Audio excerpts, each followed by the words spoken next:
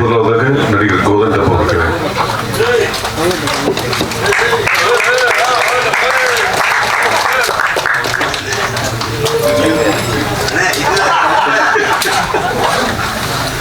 உங்களுக்கு வேண்டுகோளுக்கிறேங்க முதலில் உங்களை அழைப்போம். அடுத்ததாக கிரியேட்டிவ் ப்ரொடியூசர் ஸ்ரீ சரவணன் அவர்கள்.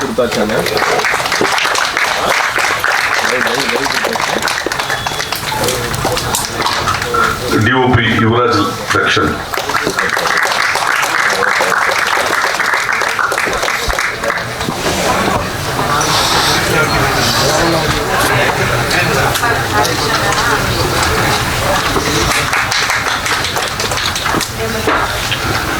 இசையமைப்பாளர் ராமானுஜம் அவர்கள்.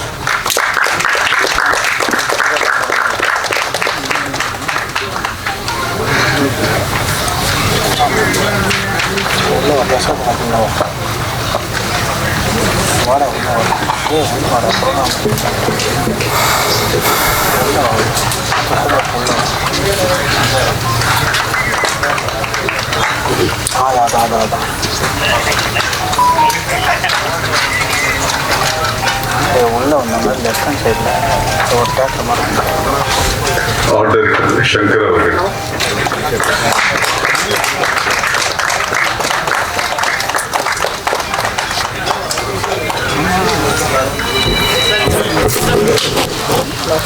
லிரிசிஸ்ட் மணி அமுதவன். பாடலாசிரியர் மணி அமுதவன். கரண் அவர்கள். கரண் சக்கரவர்த்தி.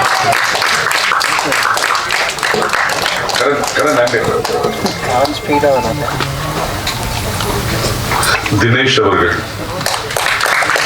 எடிட்டர் ஜெகன் ஜிதே.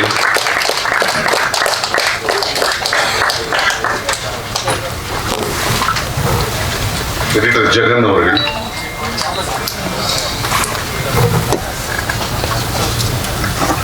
நடிகர் அண்ணன் திரு படவா கோபி அவர்கள்.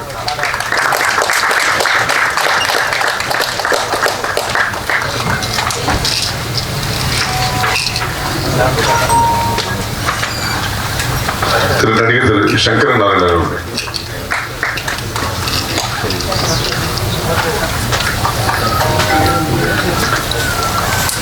நாயகி அபிநயா அவர்கள்.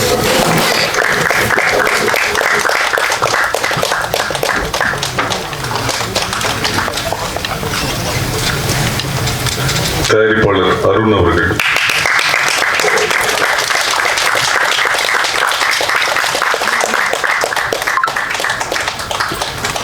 எங்களின் அழைப்பேற்று வந்திருக்கும் எழுத்தாளர் திரு செந்தமிழன் அவர்கள்.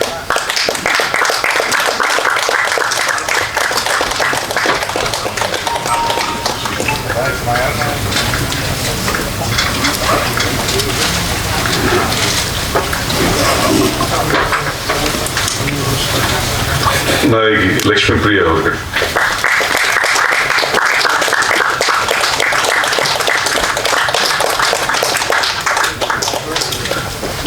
இயக்குனர் ராம் அவர்கள்.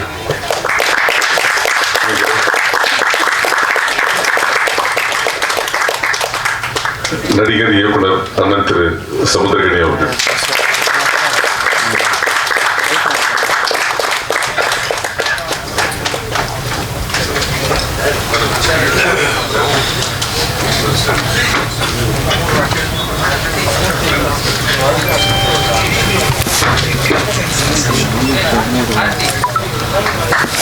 First video sir ready sir ஃப்ரண்ட்ல உட்காருமா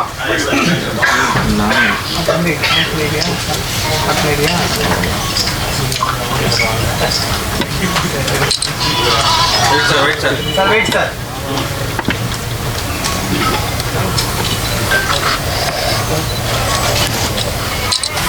ஓகேடா சொல்லுமா ஓகே போட்டோ சார் ஒரு நிமிஷம்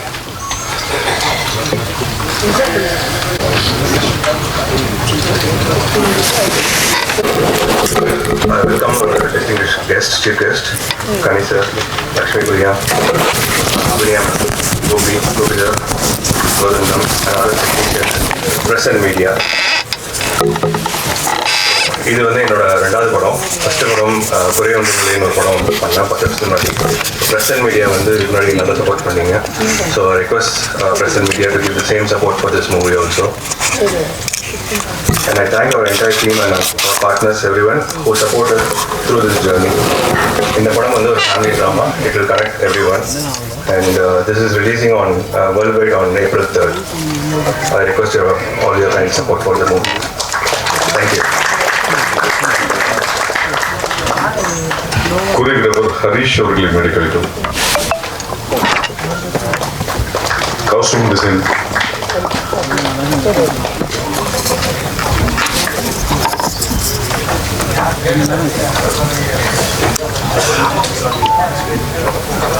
costume designer Sedu Lakshmi, choreographer Harish.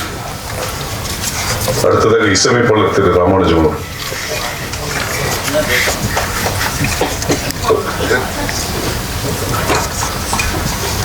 அனைவருக்கும் வணக்கம். Thank you so much to be part of this film, and தெரியல என்ன பேசணும் தெரியல. நீங்கள் பார்த்தீங்க ட்ரெய்லர் சாங்ஸ் எப்படின்னு நீங்கள் தான் சொல்லணும். I am more curious to know how it was. I hope நீங்கள் எல்லாருமே என்ஜாய் பண்ணணும்னு நினைக்கிறேன்.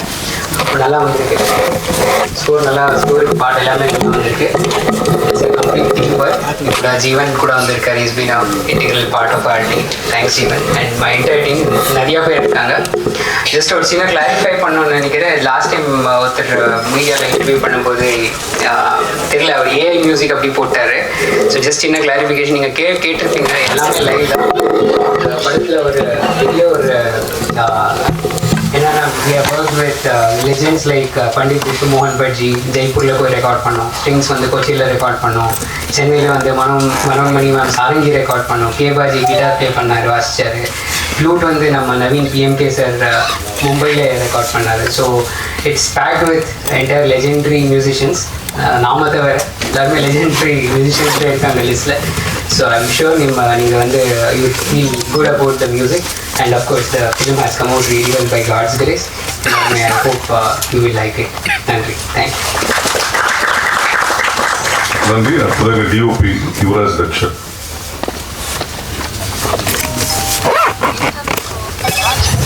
ஹலோ, எல்லாருக்கும் வணக்கம். இந்த படம் என்னுடைய ஃபஸ்ட்டு படம். டேரக்டர் சார் அவருடைய ரெண்டாவது படம். இந்த ஃபிலிம் இண்டஸ்ட்ரியில் ஃபஸ்ட்டு நான் வரும்போது அவருடைய ஃபஸ்ட் படத்தில் தான் நான் வந்து அசிஸ்டன்ட் டேரக்டராக வந்து ஜாயின் பண்ணுறேன் ஃபஸ்ட்டு. இப்போ அவருடைய ரெண்டாவது படத்தில் என்னை கேமராமேனாக போட்டிருக்காரு. ரொம்ப தேங்க்ஸ் சார். அதுக்கப்புறம் கனி சார், ஷூட்டிங் ஸ்பாட்டில் அதிகமாக திட்டு வாங்குறது கனி சார் கிட்ட தான். படம் பார்த்துட்டு ஃபஸ்ட்டு படம் நல்லா இருக்குன்னு ரொம்ப பிடிச்சிருக்கு உங்கள் ஒர்க்கு அப்படின்னு சொன்னதும் கனி சார் தான். எனக்கு படம் முடிகிற வரைக்கும் எப்படி நம்ம ஒர்க் பண்ணியிருக்கோம் அப்படின்னு தெரியல. ஆனால் கனி சார் சொன்னப்போ தான் ஓகே, நம்ம நல்லா ஒர்க் பண்ணியிருக்கோம் அப்படின்ற ஒரு கான்ஃபிடென்ட்டே வந்தது. அதுக்கப்புறம் கூட இந்த லக்ஷ்மி மேம் எல்லாமே வந்து என்ன சொல்கிறது, ஃபஸ்ட்டு புது டீம் ஆனால் ரொம்ப கோஆப்ரேட் பண்ணாங்க. கனி சார் ஏதாச்சும் சார் இது பண்ணிக்கலாமா அப்படின்னு கேட்கும்போது அவர்கிட்டருந்து அடிக்கடி வர ஒரே வார்த்தை தான், தாராளமாக பண்ணுங்க அப்படின்னு தான் சொல்லுவார். அந்த மாதிரி என்கரேஜ் பண்ணி இந்த டீமை மூவ் பண்ணார். அப்புறம் அருண் சார், ப்ரொடியூசர் சார், நீங்கள் இந்த மாதிரி ப்ரொடியூசர் சார் எங்கேயும் பார்த்துக்க முடியாது. ஏன்னா அவர் வந்து எப்படின்னா எல்லா வேலையும் செய்வார். எல்லாருக்கும் ஃபுட்டு வாங்கி தர்றது, ஏதாச்சும் கூட இருக்கிற சின்ன சின்ன அசிஸ்டன்ஸ் பொருள் தூக்கணும், அந்த மாதிரிலாம் வாடா நான் பண்ணுறேன்டா வாடா அப்படின்னு வர அந்த மாதிரி ப்ரொடியூசர் அவர் மாதிரி நீங்கள் யாரும் பார்த்துருக்க முடியாது. ஃபுல்லாக ஒரு டீம் ஒர்க்காக இது பண்ணியிருக்கோம். நீங்கள் பார்த்துருப்பீங்க எப்படி இருக்கும், எப்படி இருந்திருக்குன்னு, அவுட் வந்திருக்குன்ட்டு. நீங்கள் எல்லோரும் சப்போர்ட் பண்ணணும்னு நினைக்கிறேன். தேங்க்யூ. நன்றி. அடுத்ததாக choreographer Harish.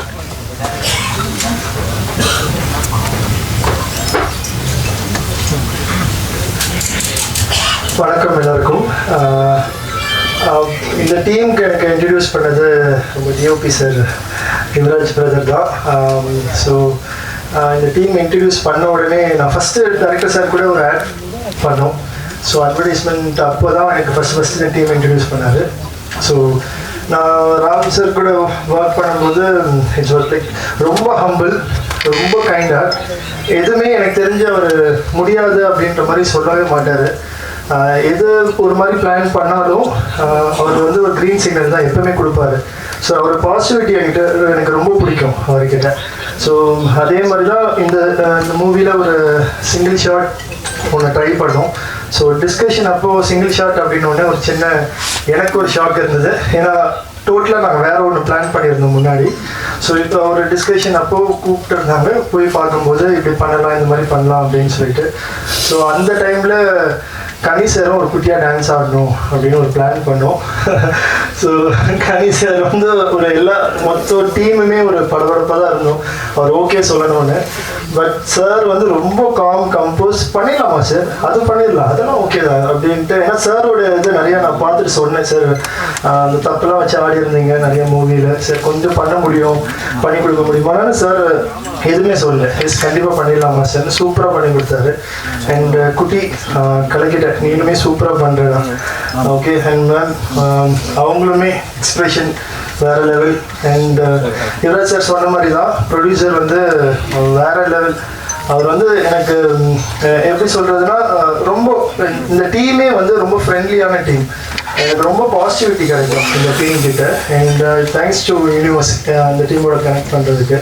And art department அவருமே நான் எதிர்பார்க்கல, நிறைய விஷயம் அவ்வளோ சூப்பராக இந்த ஃப்ரேமில் பார்க்கும்போது தெரியுது. அஸ் அ காமன் பர்சனாக நான் பார்க்கும்போது என்னால் கனெக்ட் பண்ண முடியுது நிறையா டீசர் அண்ட் அந்த லைன்ஸ் எழுதுனது, அந்த வே ஆஃப் எப்படி எடுத்துருக்கீங்கன்றது. அண்ட் யுவராஜ் ப்ரோ செமையாக இருக்குது ஃப்ரேம்லாம் பார்க்கும்போது. எனக்கு சீரியஸாக சொல்லணும், ஐ டென்ட் எக்ஸ்பெக்ட் திஸ்.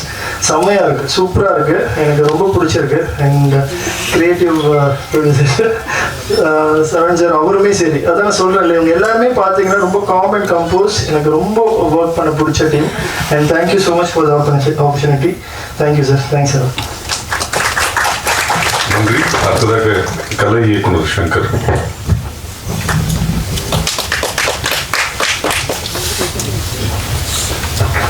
அனைவருக்கும் வணக்கம். ஃபஸ்ட்டு என்னோட முதல் நன்றி வந்து ஸ்ரீசராமன் நன்றி தான். ஏன்னா இந்த டீமுக்கு என்னை இன்ட்ரடியூஸ் பண்ணது வந்து அவர் தான் இன்ட்ரடியூஸ் பண்ணார். ரொம்ப நன்றிண்ணே, உங்கள் நம்பிக்கை காப்பாற்றிருப்பான்னு நினைக்கிறேன். ரெண்டாவது வாய்ப்பளித்த இயக்குனர் கார்த்திக் பிரதர், அதுக்கப்புறம் ப்ரொடியூசர் அருண் அண்ணன், 2 பேருக்கும் ரொம்ப நன்றி. அப்புறம் இந்த படத்தில் வந்து ஒரு செட்டு ஒன்று போட்டிருக்கோம், அதாவது ஹீரோவோட வீடு. அது பார்த்துட்டு என்னை ஃபஸ்ட் டைம் வந்து சந்திரகனி சார் கூப்பிட்டு பாராட்டினது எனக்கு ரொம்ப சந்தோஷமாக இருந்தது. ரொம்ப நன்றி சார். அதுக்கப்புறம் கூட இருக்கிற மற்ற ஆர்டிஸ்ட்டு அவங்க எல்லாருக்குமே நன்றி. அதுக்கப்புறம் என் கூட வேலை பார்த்த என்னோடய அசிஸ்டன்ஸ் முரளி, அர்ச்சனா, ரகு, அப்புறம் என் கூட வேலை பார்த்த என்னோடய டீமில் இருந்த எல்லாருக்கும் ரொம்ப நன்றி. நன்றி. அடுத்ததாக ஸ்வேதுலக்ஷ்மி கௌசம் கஜன்.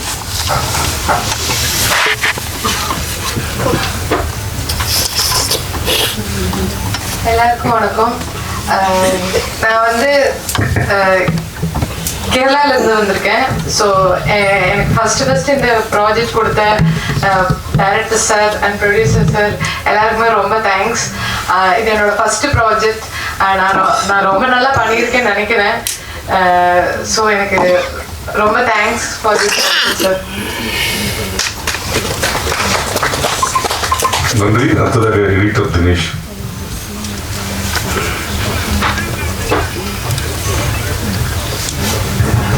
அனைவருக்கும் வணக்கம். ஸோ இது என்னோடய ஃபஸ்ட்டு மேடை, அதனால் எங்கள் அப்பா அம்மாவுக்கு ஃபஸ்ட்டு நான் தேங்க்ஸ் சொல்லிடுறேன்.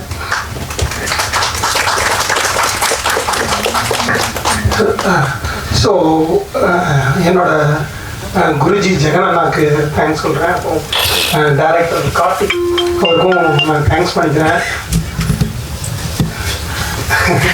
ஸோ ராம்சக்தி, இந்த படம் ரொம்ப நல்லா வந்திருக்கு. ஒவ்வொரு ஃப்ரேமும் ஆக்சுவலாக நாங்கள் 3 பேருமே பயங்கரமாக டிஸ்கஸ் பண்ணி இது இருந்தால் தான் நல்லாயிருக்கும் அப்படின்னு ஒரு ஃப்ரேமாக நாங்கள் வச்சுருக்கோம். ஸோ கண்டிப்பாக இது பெஸ்ட்டாக வந்திருக்கு. எல்லாரும் பார்த்து ஏப்ரல் 3 எல்லாருமே பார்த்து என்ஜாய் பண்ணுங்கள். தேங்க்யூ. நன்றி. அடுத்ததாக மாஸ்டர் கரண் சக்கரவர்த்தி.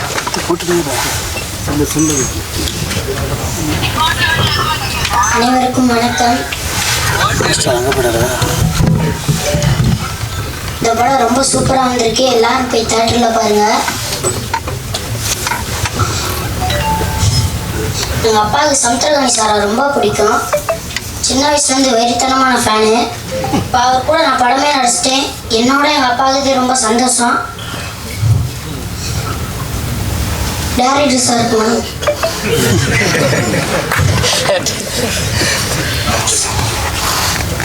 ராம் ஜக்கரி சாருக்கு நான் கண்டிப்பாக வணக்கம் சொல்லுவேன். நன்றி பண்ணிக்கிறோம்.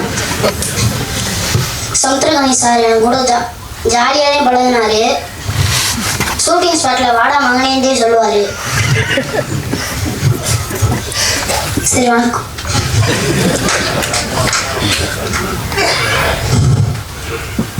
எனக்கு அம்மாவும் நடித்தவங்களும் சூப்பராக நடித்தாங்க. வணக்கம். தேங்க்யூ. நன்றி. அடுத்ததாக creative producer Sri Saravanan.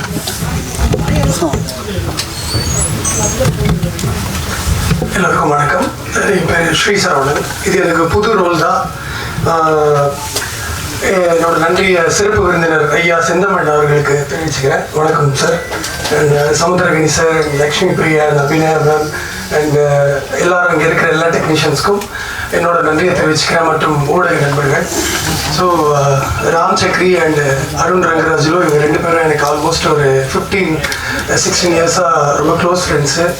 So இந்த படத்துக்கு திடீர்னு நான் கிரியேட்டிவ் ப்ரொடியூசர் ஒரு ரோலில் உள்ளே போகிறதுக்கு கனி சாரும் ஒரு காரணம். அவர் சொன்னார், நீ இந்த படம் ஃபுல்லாக கூட இருக்கா அப்படின்னு. அப்போ சார் முடிஞ்ச அளவுக்கு இருந்திருக்கேன்னு நினைக்கிறேன் சார். அண்ட் கார்த்திக் அண்ட் அருணுக்கு இந்த ஆப்பர்ச்சுனிட்டி கொடுத்ததுக்கு தேங்க்யூ ஸோ மச். அண்ட் இந்த படத்தோட மியூசிக் ராமானுஜம் ரொம்ப நல்லா வந்திருக்கு. ஸோ இது எங்கே கேட்டாலுமே ரொம்ப ஒரு ப்ளீஸிங்காக ரொம்ப நல்லா இருக்குது ஆக்சுவலி. அண்ட் யுவராஜோட ஒர்க்கு நீங்களாம் பார்த்துருப்பீங்க, ஃப்ரேம்ஸு. அண்ட் ராகவ் ரமேஷோட சவுண்ட் டிசைன் அதுவுமே வந்து ரொம்ப நல்லா வந்திருக்கு. ஸோ ஓவராலாக இந்த படம் ஏப்ரல் 3 ரிலீஸ் ஆகுது. ஸோ இந்த ரோல் எனக்கு புதுசு. இதை வந்து கார்த்திக் அண்ட் அருண் எனக்கு நம்பி கொடுத்ததுக்கு நான் வந்து அதை கரெக்டாக பண்ணியிருக்கேன்னு நினைக்கிறேன். நம்பி உங்கள் எல்லாருக்கும் நன்றி சொல்லி என்னோட இதை முடிச்சுக்கிறேன். Thank you so much. நன்றி. அடுத்ததாக sound designer Raghav Ramesh medical market.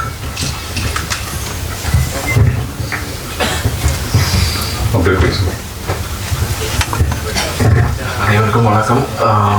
இந்த படம் வந்து ஒரு ஹோல்சம் எக்ஸ்பீரியன்ஸாக இருந்துச்சு. சவுண்ட் பண்ணவும், ஆர்டிஸ்ட் எல்லாரோட பெர்ஃபார்மன்ஸ் பார்க்க, அவங்க நடித்தது, ஓவரால் எல்லாரோட இதுவுமே அவ்வளோ சூப்பராக இருந்துச்சு. அண்ட் டெக்னீஷியன்ஸ், மியூசிக் பண்ணவர், எடிட் பண்ணவங்க, டைரக்டர் வந்து சவுண்டுக்கு ஒர்க் பண்ண அவ்வளோ ஸ்பேஸ் கொடுத்தாரு.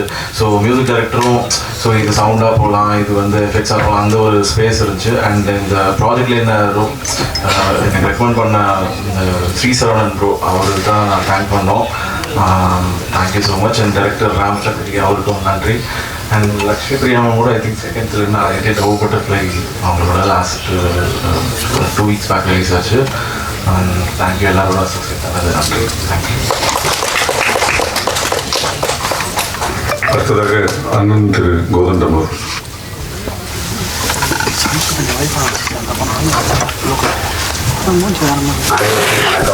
வணக்கம்.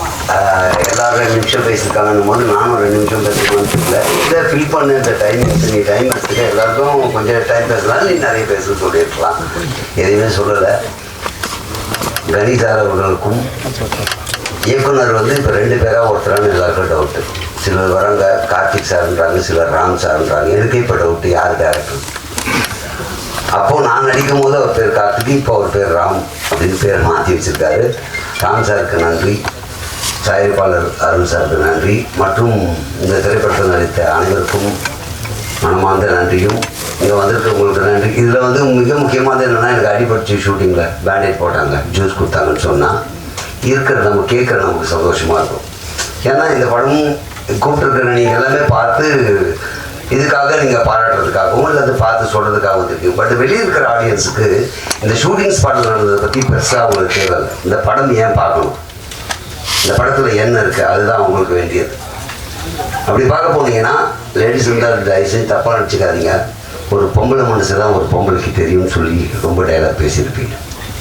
இந்த படம் ஒரு ஆம்பளை மனசு தான் இன்னொரு ஆம்பளைக்கு தெரியும்னு எடுத்திருக்காரு படத்தை. இந்த லேடிஸ் உண்மையிலேயே ஒரு தாய் பிரசவ வலி என்பது அவர்களால் மட்டும்தான் உணர முடியும், வேறு யாராலையும் உணர முடியாது. அது மரண வலி. அந்த மாதிரி வலி இது வரைக்கும் உலகத்திலேயே அந்த மாதிரி ஒரு வலி அனுபவிக்க முடியாது அப்படின்னு சொல்லுவாங்க இல்லையா. அந்த படத்தில் அதையே கொஞ்சம் மாற்றி காமிச்சிருக்காங்க. அதுக்கு மாற்று கருத்தெல்லாம் இல்லை. அந்த வலி யாராலையும் தாங்க முடியாத வலி, அது மறு ஜென்மம் எடுப்பதற்கு சமம். ஒரு ஆண் தன்னுடைய குழந்தை அப்பா கிட்ட கேட்குது ஒரு பொருளை, வாங்கி தர முடியாம சாகுறான் இல்லையா, அந்த வழி அதை விட மிகப்பெரிய வழியாக ஒவ்வொரு அப்பாவும் ஒவ்வொரு நாளும் பல முறை செத்துக்கிட்டு இருக்காங்கன்றதான் உண்மை. அந்த மகனுக்கு மட்டும் இல்லை, இப்போ அந்த படத்து மூலியமா பார்க்கும்போது தான் தெரியுது அந்த வழி. குழந்தை கேட்கும் போது வாங்கி தர முடியலன்னு மட்டும் இல்லை, மனைவி கேட்டு கூட வாங்கி தர முடியலன்ற ஒரு மிகப்பெரிய வழி ஒவ்வொரு ஆணுக்கும் இருக்கிறது என்று இந்த படத்தில் ரொம்ப தெளிவாக சொல்லியிருப்பாங்க. பெண்கள் எப்பவுமே ஒரு விஷயத்துல கணவனை விட்டு தர மாட்டாங்க. வீட்டில் திட்டுவாங்க, அது எல்லாம் நடக்கும். ஆனால் வெளியே விட்டு கொடுக்காம ஒரு மனைவி எல்லா இடத்துலையும் கௌரவமா பார்த்துப்பாங்க. குழந்தைகிட்ட கூட அப்பா பத்தி தப்பா பேசினா கோபம் வரும். ஆனால் அதில் எங்களுக்கு வில்லங்கமே என்னன்னா, காப்பாற்றி விடுறேன்ட்டு அங்கே நல்ல பேர் வாங்கிட்டு அந்த நல்ல பேருக்காக நாங்கள் அவஸ்தைப்படுறது இருக்க, அதை பற்றி ரொம்ப தெளிவாக படத்தில் சொல்லியிருக்காங்க. இது ஏன்னா பெண்கள் எங்களை ரொம்ப காப்பாற்றி விட வேண்டாம், காப்பாற்றுன்ற பேரில் எவ்வளோ சிக்கலை மாட்டி விடுறீங்க இந்த படத்தில் பார்த்தீங்கன்னா தெரியும். அந்த மாதிரி பல விஷயங்கள் இந்த படத்தில் இருக்குது. இன்னொன்று, ஆண்கள் அழுவாதீங்க, ஆண்கள் அழக்கூடாது அப்படின்வாங்க. ஆண்கள் அழவே கூடாது, வீரமானவங்க அப்படின்னு சொல்லியிருப்பாங்க. அப்படி சொல்லி நம்ம எந்த அழுகையும் வெளியே காட்டாமல் ஒரு நாள் ரொம்ப மனசு ஒடிஞ்சு எல்லா இடத்துலையும் அதோடைய வெளிப்பாடு வேறு மாதிரி இருக்கும். அந்த சீனை ரொம்ப தத்ரூபமாக கண்ணிலேருந்து தண்ணியும் வராது, கண் கலங்கி கணேசர் நிறைய சீனில் நான் பார்த்த வரைக்கும் இது ஒவ்வொரு தகப்பனும் ஒவ்வொரு ஆணினுடைய வழியாக தான் அதை பார்த்தனே தவிர அவ்வளோ அருமையாக பண்ணியிருந்தார் அந்த சீனை. அதே மாதிரி இதில் நடித்தவங்க யாருமே நடிக்கலை, இயல்பாக வாழ்ந்துருக்காங்க. அவங்கள புகழ்ந்து பேசுகிற அளவுக்கு நான் நடிகன் கிடையாது. அதே நேரத்தில் இந்த படம் பார்க்கும்போது எனக்கு தோணுதுன்னா எல்லாமே வாழ்ந்துருக்காங்க. இந்த படம் பார்க்க வரவங்க கனெக்ட் ஆகிடுவாங்க ஒவ்வொருத்தருமே. இது என் வாழ்க்கையில் நடந்தது, இப்படி தான் என் வாழ்க்கையில் நடந்துகிட்டு இருக்கு, இப்படி தான் ஒவ்வொருத்தரும் வாழ்ந்துகிட்டு இருக்கோன்றதை காட்டக்கூடிய ஒரு அருமையான படம் இந்த படம். இன்னும் ஒரு சின்ன விஷயம், அதாவது தமிழக அரசுக்கு உடனே அரசியல் அப்படின்னு நினச்சிடாதீங்க, கான்ட்ரவர்சியாக எதுவும் இருக்காதுங்க. என்னன்னா பல திரைப்படங்கள் ரிலீஸ் ஆக மாட்டேங்குது, தேட்டர் கிடைக்கல, ஒரு பிரச்சனை இருக்கு. இதை நம்ம பேசி சரி பண்ண முடியாது. ஒரே வழி, கவர்மெண்ட்டு தமிழ்நாடு ஃபுல்லாக எல்லா மாவட்டங்களிலும் திரையரங்கத்தை கட்டணும். அரசே கட்டி குறைந்த டிக்கெட்டில் பார்க்க வச்சு பார்க்கிங் சார்ஜ் இல்லாமல் சாப்பிட்ற உள்ள விற்கிற ஸ்நாக்ஸு குறைந்த விலையிலையோ அல்லது நியாயமான விலையிலையோ விற்றா பல இயக்குநர்கள் வாழ்க்கை காப்பாற்றப்படும். அதே மாதிரி நீங்கள் நினைக்கிற மாதிரி மற்ற துறையில் ஒரு போக்குவரத்து துறைனா ஒரு யூனியன், அந்த ஒரு யூனியன் தான் நடத்தும் அல்லது நிறுத்தும் ஏதோ ஒன்று பண்ணும். சினிமாவில் ஒரு சீன் எடுக்கிறதுக்கு நாங்கள் 24 கிராஃப்ட்டு ஒன்றா சேரணும். இந்த 24 யூனியனும் வாழ்ந்துட்டு இருக்கு.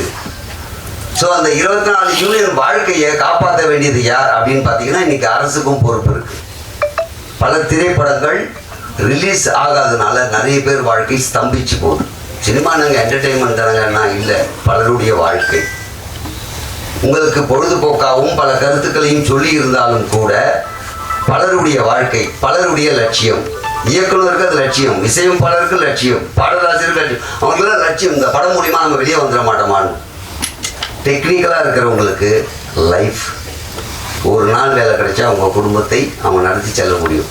அப்போது இதுக்கு செவி சாய்த்து அரசு திரையரங்களை கட்டுங்கள், கட்டிட்டு குறைந்த விலையில் டிக்கெட் பண்ணிங்கன்னா சென்சார் போர்டு அது நிறைய வரமுறை இருக்குது. சென்சார் போர்டில் என்னைக்கு வந்து இந்த படம் சென்சாருக்கு வந்தது, அந்த வரிசையில் இந்த படத்தை ரிலீஸ் பண்ணுறதுக்கு இந்த டேட் தரோம் அப்படி வரிசைப்படுத்தி கொடுத்தா எல்லா படமும் ரிலீஸ் ஆகும்.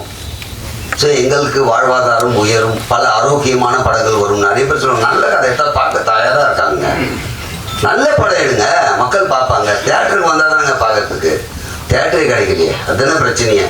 நல்ல கதை இருக்குது, நல்ல படம் இருக்குது, ரிலீஸ் ஆனதானே நீங்கள் பார்ப்பீங்க. ரிலீஸ் ஆகிறதுக்கு தியேட்டர் எங்கே இருக்குது? இது நான் கான்ட்ரவர்சிக்காக பேசுகிறேன். இது உண்மையிலேயே நான் சிறு சிறு வேடமாக நடித்த 14 படம் இன்னும் ரிலீஸ் ஆகலை.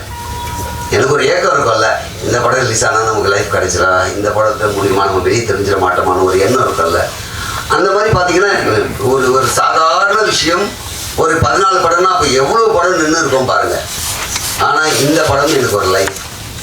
மேடி ஏறி மைக்கு முன்னாடி வந்துட்டு அவையே போய் சொல்லுவாங்களே, அதே மாதிரி சொல்கிறேன்னு நினைக்காதீங்க. படமே இன்னும் ரிலீஸ் ஆகல, எப்படா லைஃப்னா இந்த படத்தில் எனக்கு நம்ம ராம் சார் வாய்ப்பு கொடுத்தாரு. இந்த வாய்ப்பு மூலயமா கணி சார் அவருடைய படத்தில் எனக்கு மிகப்பெரிய ஒரு ரோல் கொடுத்துருக்காரு. ஸோ அதனால் இந்த படம் எனக்கு ஒரு லைஃப்பை கொடுத்துருக்குன்றது தான் நிதர்சன உண்மை.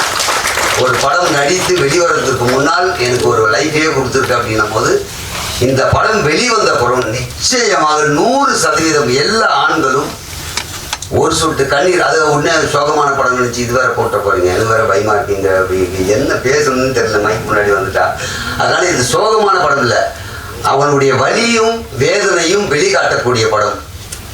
அப்படியேப்பட்ட படத்தை நீங்கள் ஆதரிப்பீங்கன்னு முழுசாக நம்புகிறோம். நாங்கள் எவ்வளவு காஸ்ட்லி கேமராவில் எடுத்து எவ்வளோ பெரிய நடிகர் நடித்தாலும் எவ்வளோ பண்ணாலும் நீங்கள் தான் கொண்டு போய் சேர்க்க முடியும். மீடியா மட்டும்தான் இந்த படத்தினுடைய விமர்சனத்தை கொடுத்து வெற்றி பெற செய்ய முடியும், மக்களையே கொண்டு சேர்க்க முடியும்ன்ற பெரிய நம்பிக்கை இருக்குது. அதனால் தயவு செஞ்சு இந்த படம் எல்லாரும் பார்க்கறதுக்கு தியேட்டருக்கு வாங்க. நான் வந்து நடித்ததுக்காக கதை விட்டு போகிறேன் அப்படின்னா நீங்கள் பார்த்துட்டு உண்மையிலேயே சொன்னதில் விஷயம் இருக்கா இல்லையான்றது உங்களுக்கு தெரியும். ஸோ சும்மா நம்ம வந்து ஏதோ ஒன்று பேசி போயிட்டோன்னா நாளைக்கு என்னை பார்க்கும்போதுலாம் என்னையா போய் சொல்லி இந்த படம் அப்படி இல்லையேன்னு திட்டுவீங்கல்ல. அப்போ நான் படம் நல்லா இருக்குன்னு கேரண்டியாக சொல்கிறேன்னா நீங்கள் வந்து பார்த்தீங்கன்னா 100% இந்த படத்துக்கு நீங்கள் கேரண்டியாக வரலாம், ஃபேமிலியோடு வரலாம். பெண்களை நான் இப்போ சொன்னதுக்காக பெண்களுக்கான படமாக இல்லையான்னா, ஒரு பெண் எதற்காக ஆணை வற்புறுத்துறாங்க, அவனுடைய தன்மானத்தை எப்படியெல்லாம் காப்பாற்றணும்னு நினைக்கிறாங்க, எவ்வளோ வலி இருக்குது, வேதனை இருக்குது, இந்த சமூகத்தில் புருஷனை எவ்வளோ உயர்த்தி காட்டணுன்றதுக்காக பண்ணுறாங்கன்ற விஷயத்தையும் சொல்லியிருக்காங்க. அதுக்காக இது ஆணாதிக்க திரைப்படம் அல்லது ஆணை உயர்த்துகின்ற படம்லாம் கிடையாது, ஒரு குடும்ப சூழ்நிலையில் இருக்கின்ற விஷயம். இந்த படத்தில் வந்து நிறைய கதைகளை பற்றி அவர் சொல்லுவார். ஏன்னா ஃபாரின் போய் ஒருத்தர் என்ன கஷ்டப்படுறாங்க, அதான் சொல்றேன். ஒரு படத்தில் ஆணை பற்றியும் பெண்ணை பற்றியும் ஒரு குழந்தைக்கு தேவையானதை பற்றியும் அந்நிய நாட்டில் போயிட்டு கஷ்டப்பட்டு வர்றது எல்லாமே இந்த படத்தில் காமிச்சிருப்பாங்க. அதனால் இந்த படம் திரையரங்கத்திற்கு வந்தால் மிகப்பெரிய மாற்றம் கிடைக்கும். அது லைஃபை சேஞ்ச் ஆகும்னு நினைக்கிறேன். எல்லார் குடும்பத்திலையும் இனிமேல் இப்படி தான் இருக்கணும், இப்படி இருக்கலாம், இது சரி இது தப்புன்ற பல விஷயம் புகுத்தி கொடுத்திருக்கிற படம். உண்மையிலேயே அனைவரும் வந்து வெற்றி பெற செய்வீர்கள் என்ற முழு நம்பிக்கையோடு விடைபெறுகிறேன். நன்றி, வணக்கம். நன்றி. அடுத்ததாக ஒரு சிறு தகவல். கிரியேட்டிவ் ப்ரொடியூசர் ஸ்ரீ சரவணன்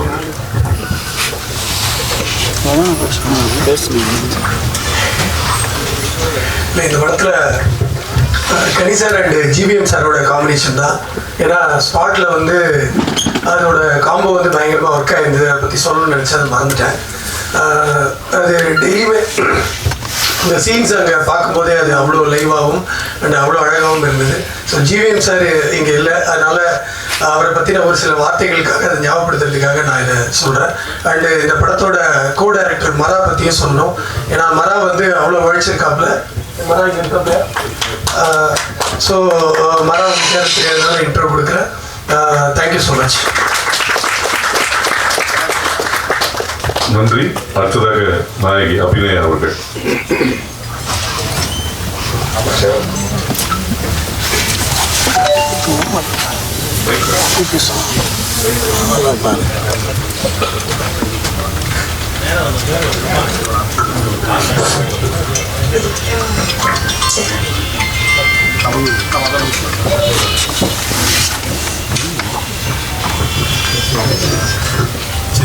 வணக்கம், எல்லோருக்கும் வணக்கம்.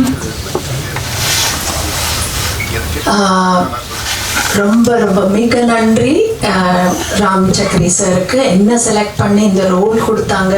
இது ரொம்ப நேச்சுரலான ஒரு very homely and homie role. அதுக்கு நான் வந்துட்டு ரொம்ப ரொம்ப thanks. Plus hats off to you sir for giving me this opportunity. And அவ்வளோ ஸ்கில்ஃபுல்லான ஒரு டைரக்டர். தேங்க்யூ. ஸோ எனக்கு என்னோட திறமையை பார்த்து என்னோட ஸ்கில் செட்டுக்காக என்னோட டைரெக்டாக கம்யூனிகேட் பண்ணி ஸ்கிரிப்ட்லேருந்து எல்லாமே ஸ்டெப் பை ஸ்டெப் அந்த வேலை எல்லாமே அசிஸ்டன்ட் டைரக்டர் கொடுக்கலாம். ஆனால் கொடுக்காம டைரெக்டாக பர்சனலாக இன்வால்வ் ஆகி என்ன கைட் பண்ணி இந்த ரோலுக்கு கொண்டு வந்திருக்காங்க. ரொம்ப ரொம்ப தேங்க்ஸ் உங்களுக்கு சார். தென் ப்ரொடியூசர் சார் உங்களுக்கு ரொம்ப தேங்க்ஸ். ரொம்ப ஸ்மூத்தாக எல்லாமே அந்த ஷூட்டிங் செட்ஸில் எல்லாமே ரொம்ப ஸ்மூத்தாக ஒரு இந்த ப்ராஜெக்ட் போயிருக்கு. ரொம்ப ரொம்ப தேங்க்ஸுங்க. So my father and my father figure and king மாதிரி எனக்கு ஃபிகர் வந்துட்டு சமுத்திரகனி சார். ரொம்ப ரொம்ப தேங்க்ஸுங்க. அவங்களுக்கும் தேங்க்ஸ் சொல்கிறேன். முதல்ல வந்துட்டு ரொம்ப சீரியஸாக இருந்துட்டு இருப்பார். ஸோ எனக்கு கொஞ்சம் நர்வஸாக இருக்கும். ஆனால் ஓவர் த இயர்ஸ் நாங்கள் இவ்வளோ பழகினது எங்களோட பாண்டிங் இதெல்லாமே ரொம்ப இதுவாக இருக்கும். அக்செப்ட் பண்ணி என்ன இதுக்குள்ளே கொண்டு வந்திருக்காங்க. ஸோ இதுக்கு வந்துட்டு ஃபஸ்ட்டு டைரக்டர் சார் வந்துட்டு ஸ்கிரிப்ட் அதெல்லாமே என்ன கைட் பண்ணுவாங்க.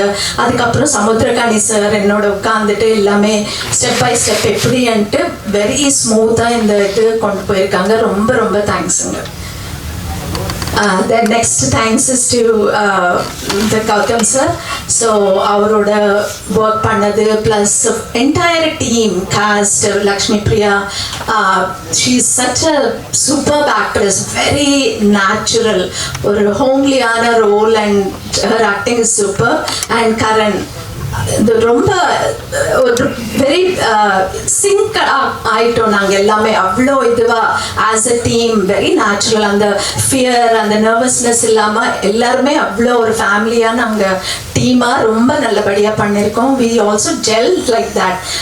நம்மளோட அந்த சிங்க்ரனைசேஷன்ன்றது ரொம்ப நல்லபடியாக இருந்துச்சு. So thank you. I thank my family, my husband, my friends and fans, all of you. Thank you press and media, and thank you everybody. Thank you Abhi. After Kodava Gopi.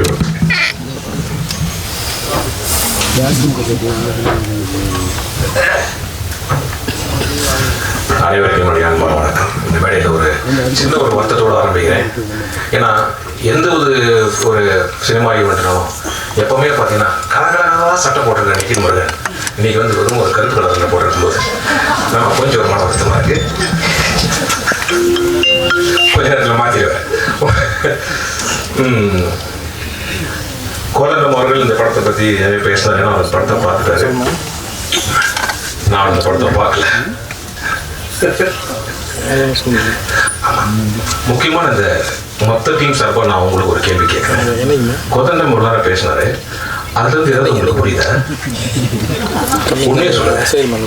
இல்லை இல்லையா? அதான் நாங்கள் எதிர்பார்த்தோம். இந்த படம் வந்து உண்மையிலே ஒரு கம்ப்ளீட் ஃபேமிலி என்டர்டெயின்மெண்ட். அதுக்கான ஒரு கேரண்டி இருக்குது. நான் வந்து இந்த படத்தை இன்னும் பார்க்கல. அதனால் வந்து அது சம்மந்தமாக வந்து பேசுறதுக்கு பதிலாக இந்த படத்துக்கு எனக்கும் எப்படி ஒரு தொடர்பு வந்ததுன்றதை பற்றி நான் பேசினேன். முதல்ல இந்த விழாவினுடைய கதாநாயகன் இசையமைப்பாளர் அவருக்கு நம்ம ஒரு பெரிய கைத்தட்டலோட இந்த விழாவை ஆசீர்வதிக்கணும். ஏன் அப்படின்னா இது அவருடைய முதல் ப்ராஜெக்ட். அவருக்கு நீங்கள் பேசும்போது பார்த்தீங்கன்னா என்ன பேசுறதுனே தெரியாமல் கம்ப்ளீட்டாக அவ்வளோ நர்வஸாக அவர் பேசும்போது நமக்கு தெரியுது இது வந்து ஒரு முதல் மேடை. அவர் வந்து ஒரு உலக மேடைக்கெல்லாம் போனோம் அப்படின்றது வந்து இந்த படம் வந்து நிச்சயமாக அவருக்கு ப்ரூவ் பண்ணும். ஏன்னா அவர் வந்து ஒரு விஷயம் சொன்னார், எத்தனை பேருக்கு இது போய் சேர்ந்ததுன்னு தெரியல. இந்த கம்போசிங் இந்த பாடலில் பார்த்தீங்கன்னா நிறைய லைவாக எடுத்துருக்கோன்னு சொன்னார். அது வந்து எத்தனை பேருக்கு உங்களுக்கு புரிஞ்சிருக்குன்னு தெரியல. இப்போல்லாம் வந்து பார்த்தீங்கன்னா ரொம்ப ஒரு ஏஐ மோட், நிறைய டெக்னிக்கல் விஷயங்கள்லாம் கம்போசிங்கில் இருக்குது. சும்மா நம்ம கம்போசர் சாங்னா அதே ஒரு சாங் மூடு கொடுத்த உடனே சாங் அதுவே கம்போஸ் பண்ணி கொடுத்துருது. அவ்வளோ ஒரு டெக்னிக்கல் ஃபெசிலிட்டிஸ் உள்ள இந்த ஜென்ரேஷனில் லைவ் ஆர்டிஸ்ட் நேரடி கலைஞர்களை வைத்து ஒரு ஸ்டுடியோவில் அவங்க அப்படியே வாசித்து அதை அப்படியே ரெக்கார்ட் பண்ணி அதை சேர்த்துருக்கிறதும் அவர் வந்து மீன் பண்ணார். பெரிய பெரிய ஆர்டிஸ்ட் எல்லாருமே அதை வாசிச்சிருக்காங்கன்றது உண்மையிலேயே பார்த்தீங்கன்னா ஏன் அதுக்கு இந்த விழா இந்த மேடையில் சொல்கிறோம் அப்படின்னா, அந்த இன்ஸ்ட்ருமெண்ட்ஸ் அவங்க நேரடியாக வாசிக்கக்கூடிய அவங்களுடைய மூடு, அந்த மூடு மூலயமா அவங்க வாசிக்கிற அந்த இன்ஸ்ட்ருமெண்ட்லேருந்து வரக்கூடிய ஒரு டோன் வந்து உண்மையான ஒரு உணர்வு தரும். இப்போ இந்த படத்தில் பார்த்தீங்கன்னா இப்போ கணேசருடைய ஒவ்வொரு ரியாக்ஷன்ஸுக்குமே பார்த்தீங்கன்னா ஈக்குவலான ஒரு உணர்வு கொடுக்கணும். அது எஸ்ஆர் மட்டும்தான் முடியும். ஸோ எவ்வளோ எலிவேட் ஆகிருக்கு அப்படின்னா அந்த படம் வந்து அந்த கம்போஸருடைய தாட் ப்ராசஸ், அந்த வாசித்த அந்த இசைக்கலைஞர்கள் நேரடியாக இதெல்லாம் தான் ரொம்ப முக்கியமான காரணம். இந்த விழா மணியில் அதை சொல்லணுன்றது ரொம்ப முக்கியமான ஒரு விஷயம். ஸோ என்னுடைய உரையில் வந்து நான் 2-3 விஷயங்கள் சொல்கிறேன். முதல்ல வந்து ஃபஸ்ட்டு நான் எந்த மேடைகள் போனாலுமே, எந்த ஒரு சினிமா நடிகர் போனாலுமே முதல்ல நான் வந்து ஃபஸ்ட்டு நான் பேசக்கூடிய நபர் வந்து கணேசர். அது ஏன் அப்படிங்கிறது பார்த்தீங்கன்னா, நான் வந்து அவரும் சரி, நான் அவங்க 2 பேருமே வந்து கேபி சார் அவங்களுடைய பள்ளிக்கூடத்துலேருந்து வந்தாங்க. அவர் ரொம்ப பெரிய ஸ்டூடெண்ட்டு, நான் ரொம்ப ஆவரேஜ் ஸ்டூடெண்ட்டு, முக்கால் ஸ்டூடெண்ட் வச்சுக்கேன். ஸோ என்னுடைய முதல் படம் அவங்க தான் என்னை அறிமுகப்படுத்துகிறாங்க. ஸோ எனக்கு முதல்ல என் படத்தில் டைலாக் சொல்லி கொடுத்தவர் கணேசன். ஸோ அதுலேருந்து எனக்கு பழக்கம். இப்போ அடுத்த படம் அவர் நடிச்சிட்டு இருக்கேன், ஸ்கூல் பஸ் ஒரு படம். அது ஏன் சொல்ல கேட்காதீங்க. அந்த படத்தில் எனக்கு வந்து ஒரு முஸ்லிம் கேரக்டர். அந்த படத்தில் அவ்வளோ அழகாக அந்த கதாபாத்திரத்தை எழுதியிருப்பார். அதுலேருந்து நான் அவரை வந்து தம்பியோ சாரோ கூப்பிடுறது பாய். அதுலேருந்து அவர் எனக்கு பாய் தான். ஸோ நாங்கள் 2 பேரும் பார்க்கும்போது சலாம் பாய் தான் சொல்லிப்போம். அதை நீங்கள் வந்து ஒரு இஸ்லாமிய சகோதரராக எடுத்துக்கலாம், இல்லை ஹிந்தியில் பார்த்தீங்கன்னா அண்ணான்னு எடுத்துக்கலாம், இல்லை தம்பின்னு எடுத்துக்கலாம், இல்லையா பாய் பார்த்தீங்கன்னா என்றைக்குமே யங்காக அப்படியே ஃபிட்டாக ஒரு யங் பாய் மாதிரி இருப்பார் என் கணேசர். சலாம் பாய். ஸோ அந்த மாதிரி ஒரு விஷயங்கள். அதே மாதிரி அவரை பற்றி நீங்கள் சொல்லணும் அப்படின்னா அவருடைய க்ரோத் எல்லாருக்குமே தெரியும், எல்லாருமே நம்ம பார்த்துருக்கோம். ஆனால் அவருடைய பல நடிப்புகளில் பார்க்கும்போது எல்லாத்துலேயுமே ரொம்ப அப்படியே பயங்கர ஸ்டிஃபாக அப்படியே இருப்பார். இந்த படத்தில் மட்டும்தான் பயங்கர லூசனப்பான ஒரு ஆக்டிங், ரொம்ப கேஷுவலாக ஒரு சராசரி ஒரு மனிதனை வந்து ரொம்ப இயல்பாக வந்து இந்த காட்சிகளில் கொண்டு வந்திருப்பார். அதே மாதிரி அவரை வந்து நம்ம கேமராமேன் சொன்னார் திட்டிகிட்டே இருப்பார் அப்படின்னு. அவர் அப்படி கிடையாது. அவர் பார்த்தீங்கன்னா ஒரு பாயிண்ட் ஒன்று சொன்னார்னா அதை கண்டிப்பாக ஒரு விஷயங்கள் நமக்கு வந்து ஒரு லேர்னிங் சென்ஸ் கிடைக்கும். அதுக்கு தான் சொல்லலாம் சொல்ல மாட்டார், தேவையெல்லாம் வரவே மாட்டார். அவர் அவங்க பண்ணிட்டு இருக்க விடுங்க நம்ம போகலாம் அப்படின்னு போயிடுவார். அக்கறை இருந்தால் மட்டுமே தான் நெருங்கி வருவார், இல்லைன்னா வரமாட்டார். ஸோ அதனால் அவர் திட்டுறதுலாம் கிடையாது. ஒன்று சொல்லுவார் கரெக்டாக இருக்கும். அப்படி நீங்கள் ஏதாவது ஒன்று சொல்லுங்களேன், அதில் ஏதாவது புதுசாக இருந்தால் அதையும் கற்றுப்பார். So that is what Ghani sir. So ரொம்ப தேங்க்ஸ் சார்.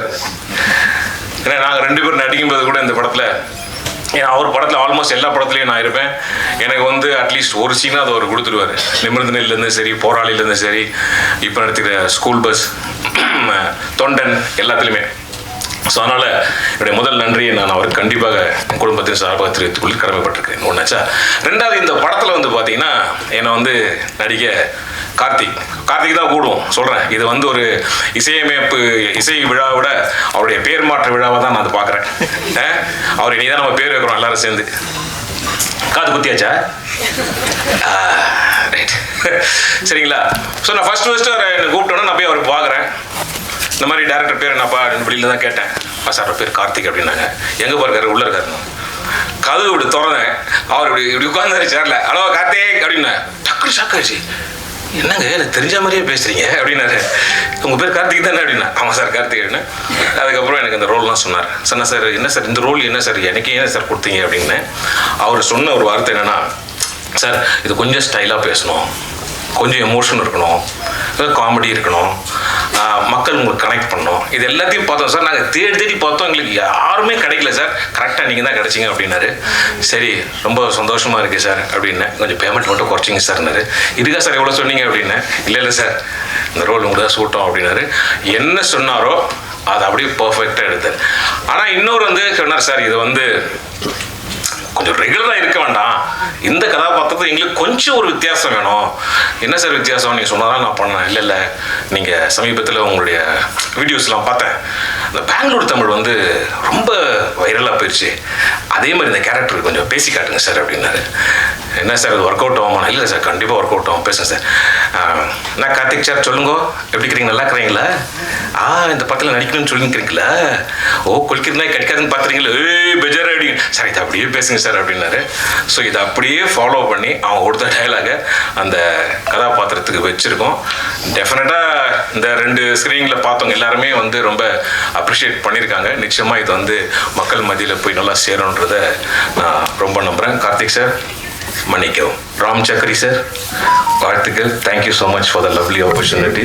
ரொம்ப என்ஜாய் பண்ணேன். அடுத்தபடியாக ப்ரொடியூசர் அருண் சார் ரொம்ப ஒரு பெருமை வீட்டில் முடிச்சிருந்தேன். 30 seconds. ஓகே, நீங்கள் பார்த்தாலே தெரியும் பை. ஓகே, அடுத்த படத்துக்கு ஒரு விதையை போடணும் வேண்டாமா? சாரி, மன்னிக்கும். இல்லை, அருண் சார் பற்றி சொல்லணும் அப்படின்னா, இப்போ நம்ம நிறைய படத்தில் நடிக்கிறோம், பேமெண்ட் பேசுகிறோம். ஓகே, அப்புறம் வந்து ஒரு டைமில் பேமெண்ட் வரும், ஒரு டைமில் பேமெண்ட் வராது. நம்ம ஃபோன் பண்ணோம் அப்படின்னா வச்சிங்களேன், அது வேறு மாதிரி போகும். ஆனால் அருண் சார் அப்படி கிடையவே கிடையாது. நம்ம எப்போ ஃபோன் பண்ணாலும் எடுத்துருவார், அப்புறம் தரேன்னு சொல்லுவார். அதனால் எதை சொல்ல வரேன்னா, நான் ஃபோன் அடித்தா அவர் வந்து எடுக்காமல் இருந்ததே கிடையாது. அதனால் அவருக்கு என்னுடைய மனமார்ந்த நன்றி. இந்த படத்தில் வந்து எனக்கு எந்த பேமெண்ட்டு பெண்டிங்கில் இல்லை, கரெக்டாக செட்டில் ஆயிடுச்சு. அதுக்கு பெரிய வாழ்த்துக்கள். நிச்சயமாக இந்த படம் வந்து ஒரு மிகப்பெரிய ஒரு ஃபேமிலி. கணிசரெல்லாம் பார்க்கும்போது எங்களுக்கு வந்து எங்கள் ஃபேமிலியில் வந்து அதனால் நிச்சயம் வெற்றி பெறணும்னு இதை நான் ரொம்ப பிரார்த்திக்கிறேன். இருக்கக்கூடிய நிறைய புதுமுகங்கள் டெக்னீஷியன்ஸ் எல்லாமே இருக்காங்க. எல்லாருக்கும் இந்த மனமார்ந்த வாழ்த்துக்கள். லக்ஷ்மி அப்படியா டு ஆல் ஆஃப் யூ போந்துட்டேங்க முன்னாடி படம் பார்க்கணும் உங்களுக்கு. ஸோ எல்லாருக்கும் என்னுடைய மனமார்ந்த வாழ்த்துக்கள். கேமராமேன் சரி, எடிட்டர், மியூசிஷியன் ராமராஜன் சார், எல்லாருடைய மனமார்ந்த வாழ்த்துக்கள். ப்ளீஸ் நல்ல ஒரு பாசிட்டிவ் ஃபீட்பேக் கொடுங்க. ஏன்னா இப்போ வந்து இன்னைக்கு இருக்கிற ஒரு காலகட்டத்தில் சொன்ன மாதிரி தேட்டருக்கு மக்கள் வரமாட்டாங்க தேட்டருக்கு வரமாட்டாங்க அப்படின்ற ஒரு பொய்யான போக்கு போயிட்டு இருக்கு. இல்லை, அது அப்படி கிடையாது. நம்ம நல்ல ஒரு பாசிட்டிவாக ஒரு விஷயத்த சொன்னோம்னா நிச்சயமாக மக்கள் வருவாங்க.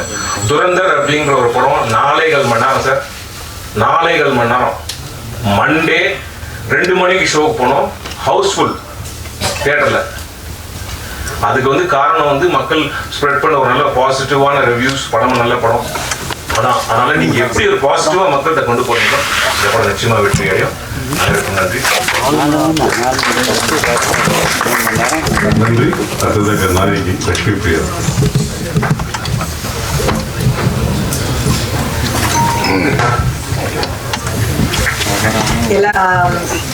ஃபர்ஸ்ட் ஆஃப் ஆல் எனக்கு இந்த அழகான கேரக்டருக்கு என்னை சூஸ் பண்ணி எனக்கு இந்த ஆப்பர்ச்சுனிட்டி கொடுத்ததுக்கு ப்ரொடியூசர் அண்ட் டைரக்டருக்கு ரொம்ப ரொம்ப தேங்க்ஸ். இது படத்தை தாண்டி இந்த மூவியில் நான் நிறைய நல்ல மனிதர்களை சந்தித்தேன். நிறைய அன்பான ஒரு செட்டில் இருந்தேன். நான் ரொம்ப ஹாப்பியாக ஒர்க் பண்ணேன். இவங்கள மாதிரி ஒரு ப்ரொஃபஷனல் டீமை நான் நிஜமாவே இன்னி வரைக்கும் பார்த்ததில்லை. அவங்களோட ப்ரொஃபஷனலிசம் என்னை வியக்க வச்சுச்சு. அவ்வளோ அந்த அளவுக்கு ஒரு ரிசர்ச்சாக இருக்கட்டும், பிளானிங்காக இருக்கட்டும், ஷூட்ல எல்லாமே பண்ண டீம் இது. I really want to thank the entire team of assistant directors. அவங்க ரொம்ப உழைச்சிருக்காங்க இந்த படத்துக்காக. ஏன்னா பீச் சைடில் ஷூட் பண்ணோம், நீங்க பார்த்துருப்பீங்க. வெயில்ல ஒருத்தர் கூட ஒரு சோர்வடையாம ஃபுல்லா எல்லா நேரமும் ஆனா சிரிச்ச முகத்தோடய வேலை செஞ்ச மொத்த டீம் எல்லாம் அங்க இருக்காங்க, ஸ்ப்ரெட் ஆயிருக்காங்க தெரியல. பட் அசிஸ்டன்ட் டைரக்டர்ஸ்க்கு ரொம்ப நன்றி. எல்லாரோட நான் இந்த செட்ல வந்து நிறைய அன்பு, எளிமை இருந்துச்சு. அதுதான் எங்க படத்துலயும் டிரான்ஸ்லேட் ஆயிருக்குன்னு நான் நம்புறேன். நீங்க பார்த்த ஃப்ரேம்ஸா இருக்கட்டும், Yuvarajan team excellent work. And music பத்தி சொல்லணும்னா எவ்வளவு நான் ஒரு படத்துல நடிச்சிருக்கேன், அந்த படத்தோட பாட்டு எனக்கே ரொம்ப பிடிச்சிருக்குன்னா அது எவ்வளவு ஒரு ஜாலி இல்லை. அந்த மாதிரி தான் நான் ஃபீல் பண்றேன். இப்போ எனக்கு ரொம்ப பிடிச்சிருக்கு. It is been my favourite song. இதை பார்த்தீங்கன்னா ரிப்பீட்ல போட்டு கேட்குற பாட்டு தான் இது. So thank you very much for song sir. ஃபைனலாக என்னோட பிளேலிஸ்ட்ல ரிப்பீட்ல கேட்க ஒரு பாட்டு இருக்கு எனக்கு. ஸோ ஃபேமிலியை கூட்டிட்டு போய் எல்லாருமா எந்த வித கவலையும் இல்லாம, ஐயோ நம்ம பசங்க இந்த படத்தை பார்க்கலாமா, அவங்கள கூட்டிட்டு போகலாமா, என்ன இருக்கும், அதெல்லாம் எந்த வழியும் இல்லாம ஃபேமிலியோட போய் பார்க்கக்கூடிய ஒரு படம். நிறைய அன்பு நிறைந்த படம். ஸோ இந்த மாதிரி படங்களை ப்ளீஸ் போய் தியேட்டர்ல பார்த்து சப்போர்ட் பண்ணுங்க. அவ்வளவுதான். Thank you very much. நன்றி. அடுத்ததாக எழுத்தாளர் திரு செந்தமிழன்.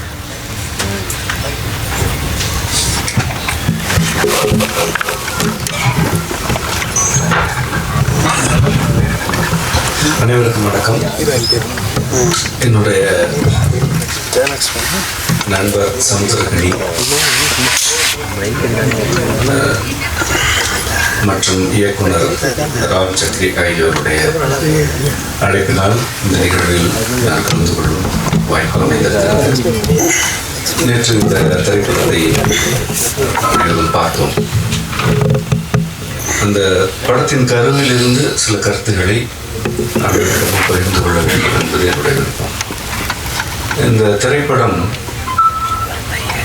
இன்று உலகில் நிகழ்ந்து கொண்டிருக்கும் ஒரு சூழலை சில மாதங்களுக்கு முன்பே பதிவு செய்திருக்கிறது. வளைகுடா நாடுகளில் பணியாற்றுபவர்களுடைய மன நெருக்கடி இன்று ஒரு போரினால் உருவாகியிருக்கிறது. அதனால் இந்த திரைப்படம் அதே மன நெருக்கடியை பதிவு செய்கிறது.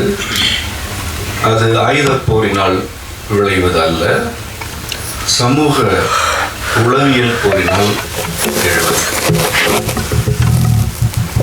இந்த படம் ஒரு அடிப்படையான கேள்வியை எழுப்புகிறது. தமிழகத்தில் இருந்து எதற்காக வளைகுடா நாடுகளுக்கோ அல்லது அது போன்ற நாடுகளுக்கோ வேலைக்கு செல்கிறார்கள்? அப்படி செல்வதற்குரிய நியாயமான காரணங்கள் இருக்கின்றனவா? இந்த கேள்வியை இந்த திரைப்படம் மிகவும் அழகாக உணர்ச்சி அளவில் நேர்மையாக எழுப்புகிறது. நேர்மையான அல்லது நியாயமான காரணங்களின் அடிப்படையில் அந்நாடுகளுக்கு பணிக்கு செல்பவர்கள் ஏறத்தாழ இல்லை அல்லது மிக குறை என்பதுதான் இந்த படம் ஒரு கதையின் ஊடாக பதிவு செய்திருக்கக்கூடிய கருத்து. இது நான் முன்னெடுத்து கொண்டிருக்கும் செம்மை ஆசான் பள்ளி என்ற எங்களுடைய அமைப்பு ஏறத்தாழ 10 ஆண்டுகளாக முன்வைக்கும் கொள்கை. நாங்கள் அனைவரும் ஊர் திரும்புங்கள் என்று அழைத்துக் கொண்டிருக்கிறோம். அவரவரும் அவரவருடைய கிராமத்திற்கு செல்வது அல்ல, ஒவ்வொரு மனிதரும் இது என் ஊர் என்ற உரிமையுடனும் மனம் மற்றும் உடல் நலனுடனும் எங்காவது வாழ இயன்றால் அது அவருடைய ஊர். அது எந்த ஊராக வேண்டுமானாலும் இருக்கலாம். ஏனென்றால் தமிழர்கள் ஏறத்தாழ 7000 ஆண்டுகளுக்கு முன்பே கடலோடிகள் தான். நாம் எல்லா நாடுகளுக்கும் சென்றிருக்கிறோம், திரும்பி இருக்கிறோம், சில வேளை அங்கு தங்கி இருக்கிறோம். நமக்கு இந்த பயணங்களோ அல்லது நாடுகளுக்கிடையே பரவி வாழ்வதோ புதிதல்ல, அது குற்றமும் அல்ல. கேள்வி என்னவென்றால், நீ எங்கு இருந்தாலும் உடல் நலம் மனநலம் குன்றாமல் இருக்கிறாயா? ஆம் என்றால் அது உன் ஊர், இல்லை என்றால் அது உன் ஊர் அல்ல. இந்த சென்னை மாநகரில் இருப்பவர்களுக்கு இந்த கேள்வி உரியது. அவரவரும் அவரவருடைய மனதில் இதற்கு விடை கூறிக்கொள்ளலாம். வெளியே என்ன பேசினாலும் உள்ளே ஒருவன் இருக்கிறான், அவன் உண்மையை உணர்த்துகிறான் அல்லது அவன் நம்மிடம் உண்மையை எதிர்பார்க்கிறான். எவ்வாறாயினும் உள்ளே இருப்பவனுக்கும் நமக்கும் இடையில் இருக்கும் உறவு உண்மை மட்டும்தான். நான் உடல் அளவிலும் மனநிலையிலும் நலமாக இருக்கிறேன் என்று உங்களால் உண்மையாக உள்ளே உறையும் இறைவனிடம் உரைக்க முடிந்தால் நீங்கள் உங்கள் ஊரில் இருக்கிறீர்கள். இல்லை என்றால் நீங்கள் பிறந்த ஊராக இருந்தாலும் நீங்கள் உங்கள் ஊரில் இல்லை. இதுதான் ஊர் என்ற சொல்லின் வழியாக நான் முன்வைத்து கடைபிடித்துக் கொண்டிருக்கும் கொள்கை. இந்த கருத்தின் சில சாயல்களை நான் இந்த திரைப்படத்தில் கண்டேன். உண்மையில் ராம் சக்ரி எனும் இந்த இளைஞர் என்னுடைய கருத்துக்களை கேட்டுவிட்டு இந்த திரைப்படத்தை இயக்கவில்லை. அவர் திரைப்படத்தை ஏறத்தாழ முடிக்கும் தருவாயில் என்னுடைய உரையை கேட்டு என்னோட நண்பர் கனி வழியாக தொடர்பு கொண்டார். இதுவே இறைவனுடைய ஒரு அரவணைப்பு தான் என்பதனை நான் இந்த மேடையில் பதிவு செய்ய வேண்டும். அதாவது உள்நோக்கம் இல்லாமல் அன்பு வழிபட்டு ஒரு கருத்து முன்வைக்கப்படுகிறது என்றால் அந்த கருத்தினை வெல்லச் செய்வதற்குரிய யாவற்றையும் இறைவன் அருளி நிகழ்த்துவான். மாறாக உள்நோக்கம் கொண்ட தன்னலம் கொண்ட கருத்துக்களை அவரவரும் முயற்சித்து தான் நிறைவேற்ற இன்று இந்த திரைப்படம் வெளிவர இருக்கிறது. இது வெளிவரும் பொழுது உள்ள சூழலை நோக்குங்கள். வளைகுடா நாடுகளில் இருந்து கிளம்பி வர வாய்ப்பற்று நம்முடைய உறவினர்கள் அங்கே இருக்கிறார்கள். இங்கு இருப்பவர்கள் அங்கு செல்வதற்கு நினைத்தாலும் அதற்கான அனுமதி மறுக்கப்பட்டு இங்கு இருக்கிறார்கள் என்றால் இதற்கு என்ன பொருள்? ஒரு சூழல் தனக்கு வேண்டும் என்றால் உங்களை அழைக்கிறது, வேண்டாம் என்றால் வீசுகிறது. இது எப்படி உங்களுடைய வாழ்க்கையை உறுதி செய்யும் சூழலாக இருக்கு, அல்லது இது எப்படி உங்களை அன்போடு அரவணை? இன்று இந்த நிலை, நாளை இதனை விட கடுமையான சூழல்கள் தான் வர இருக்கின்றன. மிக மிக கூடுதலாக 2030க்குள் இந்த புவி சூழலும் மனித சமூகமும் தலைகீழான நிகழ்வுகளை எதிர்கொள்ளப் போகின்றன. இன்று நாம் ஒரு போர் சூழலில் தான் இருக்கிறோம். உங்கள் வீட்டில் அடுப்பெரிய வேண்டுமா இல்லையா என்பதை எங்கோ இருக்கும் ஒரு நாடு தீர்மானித்து விட்டது. இதுவே போர்தான். இது ஏன் நிகழ்கிறது என்ற கேள்வி இல்லாமல் இதிலிருந்து எப்படி தப்புவது என்று மட்டும் நீங்கள் எண்ணுவீர்கள் என்றால் இதனை விட கடுமையான நிகழ்வுகள் நிகழும் பொழுது உங்களால் தப்ப இயலாது. இது யாவர் மீதும் இருக்கும் அக்கறையின் வெளிப்பாடு என்று யாரையும் அச்சுறுத்துவதல்ல. பொதுவாக நான் என்னுடைய மாணவர்களிடம் கூறுவதும் கடைபிடிப்பதும் ஒன்று உண்டு. யாரையும் அச்சுறுத்தக்கூடாது, தீமை நிகழ்ந்துவிடும் என்று சொல்லக்கூடாது. ஆனால் தீமை நிகழ்ந்தால் எப்படி அதிலிருந்து மீண்டு வர வேண்டும் என்ற கல்வி மிக மிக இன்றியமையாதது. நீ கெட்டு போவாய் என்று கூறுவதல்ல நோக்கம். கெடுக்கும் சூழல் வந்தால் எப்படி மீண்டு வர வேண்டும் என்று உணர்த்துவதும் அறிவுறுத்துவதும் தாய்மை. அந்த தாய்மை ஒவ்வொருவருக்கும் இருக்க வேண்டும். அது இந்த திரைப்படத்தின் வழியாக ஒரு கதையாக வெளிப்பட்டிருக்கிறது என்றுதான் நான் பார்க்கிறேன். ஊர் திரும்புதல் என்பது பொருளாதார வாய்ப்புகளை தூக்கி வீசிவிட்டு வெறும் கையோடு இருப்பது அல்ல. நீங்கள் உங்களுக்கு உரிய உடல் மற்றும் மனநலுடன் வாழ்வதற்கு எந்த சூழல் உகந்ததோ அதனை நீங்கள் ஏற்படுத்திக் கொள்ள வேண்டும். இன்று நோய் பெருக்கம், மனநோய் பெருக்கம் ஆகியன நீக்கமர நிறைந்துவிட்டன. நீங்கள் வெற்றிகளை பற்றி நிறைய உரையாடுகிறீர்கள். நான் எதனை வெற்றி என்று உங்கள் வாழ்க்கையில் காண்பது? உங்கள் அனைவரையும் எனக்கு தெரியாது, தெரிந்து கொள்ள வேண்டிய தேவையில்லை. ஆனால் இந்த கூட்டம் வெற்றிகரமாக வாழ்கிறது என்று நான் எதனை வைத்து நம்புவது அல்லது புரிந்து கொள்வது? இது 30 அடுக்கு மாடி கட்டிவிட்டது என்பதனாலா, அல்லது குறிப்பிட்ட வாகனத்தில் வருகிறது என்பதனாலா, அல்லது இவர்களுடைய ஆடைகளும் அணிகலன்களும் விலை உயர்ந்தன என்பதனால இவையெல்லாம் வெற்றியா? எந்த முகம் நோயற்று இருக்கிறதோ சிரமமான முகம், எது உடல் நலனில் குன்றாத உடலாக நலனில் குன்றாத உடலாக இருக்கிறதோ அது வெற்றிகரமான உடல். எவருக்கு உறக்கம் பற்றிய கவலையே இல்லையோ அவர் வெற்றிகரமான மனிதர். அப்படி மனிதர்கள் இருக்கையில் பார்ப்பதற்கு மகிழ்ச்சியாக இருக்கும். ஆனால் இந்த மாநகரமும் நம்முடைய மக்களை பணியாளர்களாக அமர்த்தியிருக்கும் பல்வேறு உலகின் நாடுகளின் மாநகரங்களும் வெற்றிகரமான மனிதர்களை வளர்த்தெடுக்கின்றன. அந்த வெற்றிகள் யாவும் கருவிகள் வாங்குவதிலும் பொருள் சேர்ப்பதிலும் இருக்கின்றனவே அன்றி உடல் மற்றும் மனநலம் சார்ந்தவையாக இல்லை. மாறாக உடல் நலமும் மனநலமும் முதலீடாக வைக்கப்பட்டு வீடுகள் வாங்கப்படுகின்றன, வாகனங்கள் வாங்கப்படுகின்றன. இங்கு உடலே முதலீடு என்று ஆகிவிட்டது, உடல் பண்டமாகிவிட்டது. இந்த உடல் எனும் பண்டத்தை இரவு பொழுது உறங்காமல் இருந்து தேய்த்து சிதைத்து ஒரு பொருள் வாங்கப்படுகிறது, ஒரு அணிகலன் வாங்கப்படுகிறது, ஒரு பெருமை தேடிக்கொள்ளப்படுகிறது. இது எங்கே போய் முடியும்? நீங்கள் எப்படி பிணிகளிலிருந்து விடுபடுவீர்கள்? நீங்கள் எப்படி மனநலனில் மேம்படுவீர்கள் என்பதுதான் எனக்கு இருக்கும் அக்கறை. இதனை நாங்கள் எங்களுடைய ஆசான் பள்ளியின் வழியாக ஒரு கருத்தாக முன்னெடுத்து செல்கிறோம். பலர் என்னுடைய இந்த கொள்கைகளின் வழியாக ஊர் திரும்பிக் கொண்டிருக்கிறார்கள். அது தீர்வு. இது ஒரு திரைப்படம் எல்லாவற்றையும் பேசிவிடாது. அப்படி பேசினால் அது ஒரு திரைப்படம் என்ற வடிவத்தில் இருக்காது.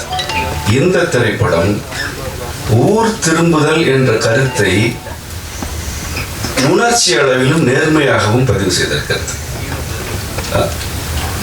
இதில் வரும் குடும்பம், அந்த செல்வம் என்ற பாத்திரத்தில் நடித்த நண்பர் கனி உடைய குடும்பம் ஒரு குடும்பம் அல்ல, அதுதான் குடும்பம். அதுதான் தமிழகத்தின் பெரும்பான்மை குடும்பம். ஒரு குடும்பத்தின் உணர்ச்சி போராட்டங்கள் 10 இருந்தால் ஏறத்தாழ அதில் 7 இந்த படத்தில் கதையாக பதிவு செய்யப்பட்டிருக்கின்றன. இரவு கண் விழிப்பதற்கும் பொருள் ஈட்டுவதற்கும் உள்ள தொடர்பை இந்த படம் மிக அற்புதமாக காட்சிப்படுத்துகிறது. இரவு கண் விழிப்பது ஒரு பாவம். பசிக்கும் போது உண்ணாதிருப்பது இறைவனுக்கு செய்யும் துரோகம். ஏனென்றால் உள்ளம் பெருங்கோயில் ஊன் உடம்பு ஆலயம் என்பது நமக்கு மந்திரம். அதுவே உண்மை. இந்த உடலை அம்மையும் அப்பனும் நமக்கு தங்கள் கோயிலாக வடிவமைத்து அருளியிருக்கிறார்கள். இதில் நீங்கள் மகிழ்ச்சியாக இருக்க வேண்டும், விருப்பமானவற்றில் ஈடுபட வேண்டும், களிப்புடன் இருக்க வேண்டும். இந்த மகிழ்ச்சி, களிப்பு ஆகியவை யாவும் இந்த கோயிலை அதன் ஒழுங்குடன் பாதுகாப்பவையாக இருக்க வேண்டும். இந்த கோயில் சிதையும்படி எதையும் செய்யக்கூடாது. இதுதான் நமக்கு நம்முடைய இறையியலாளர்கள் அருளி செய்த மந்திரம். ஆனால் இங்கு என்ன நிகழ்கிறது? இந்த உடல் ஒரு கோயிலாக இல்லை, இது ஒரு வணிக கட்டிடமாக வாடகைக்கு விடப்படும் ஒரு கட்டிடம் போல் நடத்தப்படுகிறது. ஒவ்வொருவரும் உடல் நலனை சிதைத்து கொண்டுதான் பொருள் ஈட்டுகிறார்கள்.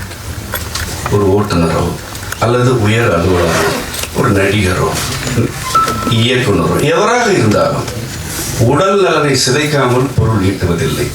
பசிக்கும் போது உண்ண வேண்டும், இரவு பொழுது இளைப்பாற வேண்டும், இவ்வளவுதான். ஆனால் இவ்வளவு எளிமையான இந்த 2 நடைமுறைகள் கூட கடைபிடிக்கப்படுவதில்லை எனும்போது என்ன நிகழும்? போர்க்காலம் அல்லது இயற்கை பேரிடர் சூழல் ஆகியவற்றில் நீங்கள் கைவிடப்படுகிறீர்கள். ஏற்கனவே கைவிடப்பட்டீர்கள். இன்று மிக தெளிவாக அரசுகளால், நிறுவனங்களால் கைவிடப்படுகிறீர்கள். உங்களுக்கு தகவல் தான் சொல்லப்படுகிறது, இனி தகவல் தான் சொல்லப்படும். உங்களை நீங்களே பார்த்துக் கொள்ளுங்கள். நீங்கள் வீட்டில் இருந்து பணி செய்யுங்கள்.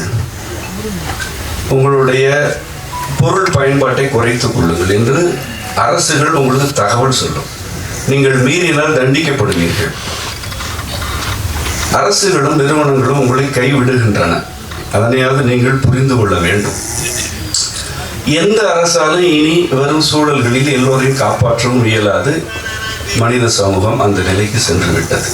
இப்பொழுது ஒவ்வொரு மனிதரும் தத்தம் உடல் மற்றும் மனநலனை மேம்படுத்துவதற்கு முதலில் செய்ய வேண்டியது, இந்த உடல் என் கோயில், இந்த உடல் என் இறைவன் எனக்கு அருளியது என்ற உண்மையை துளி அளவாவது ஏற்றுக்கொள்ள வேண்டும். அப்படி ஏற்றுக்கொண்டால் இவ்வுடலை சிதைக்கும் வண்ணம் நீங்கள் இரவு கண் விழித்து பணியாற்ற மாட்டீர்கள். பசிக்கும் பொழுது முறையான உணவு உண்ணாமல் தவிர்க்க மாட்டீர்கள். இந்த 2இல் இருக்கிறது உங்கள் வாழ்க்கையில் ஊர் திரும்பும் பயணத்தின் தொடக்கம். மீண்டும் கூறுகிறேன், பசிக்கும் பொழுது முறையான உடலை சிதைக்காத உணவு பழக்கம் வேண்டும். இரவு பொழுது இளைப்பாற வேண்டும். இந்த 2ஐ ஒருவேளை நீங்கள் கடைபிடித்தாலே உங்கள் வாழ்க்கை மேம்படும். ஆனால் ஒட்டுமொத்த சமூகத்தின் பொருளாதார நிலைமையை ஆட்டம் கண்டு போகும். நான் இரவு இனி இளைப்பாற போகிறேன் என்று சொன்னாலே நாட்டின் பொருளாதாரமே சரிந்து போகும். அந்த அளவுக்கு உங்களுடைய உடல் ஒரு பண்டமாக மாற்றப்பட்டு இங்கு கட்டமைப்புகள் எழுப்பப்பட்டிருக்கின்றன. நீங்கள் ஒவ்வொருவராக இந்த உண்மைகளை புரிந்து கொண்டு உங்கள் உடலை பண்டம் என்று நோக்காமல் இறைவன் உறையும் கோயில் என்று விளங்கி கொண்டு வாழ்க்கையை மேம்படுத்திக் கொள்வதற்கு இந்த கருத்துகள் ஒரு துளி ஈரத்தை விதைக்கட்டும் என்று கூறி இந்த திரைப்பட கலைஞர்கள் யாவருக்கும் மற்றும் இந்த உரையை செவிமடுக்கும் யாவருக்கும் அம்மையப்பர் அருள் நிறைக என கூறி முடிக்கிறேன். நன்றி, வணக்கம். இயக்குனர் ராம் சக்கரவர்த்தி.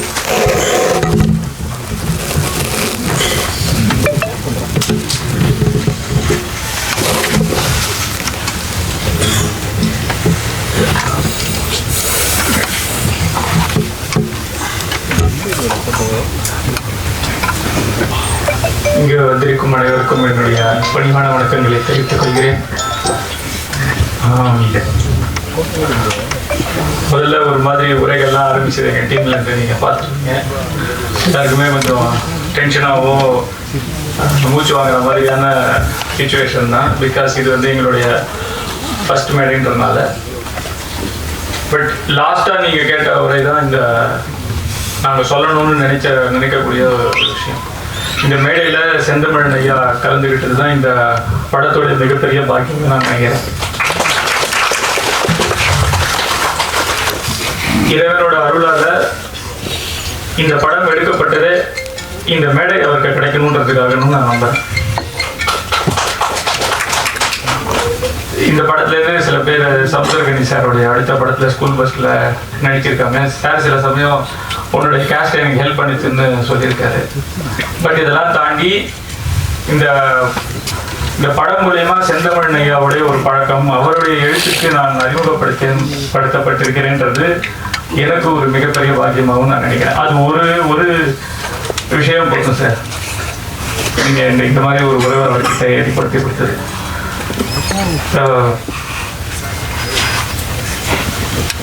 ஒரு சின்ன கிளாரிஃபிகேஷன். என்னுடைய பேர் வந்து இதுக்கு முன்னாடி முதல் படம் நான் எடுத்தது கார்த்திக் ரவின்ற பேரில் குறையொன்று முடியும்னு எடுத்தேன்.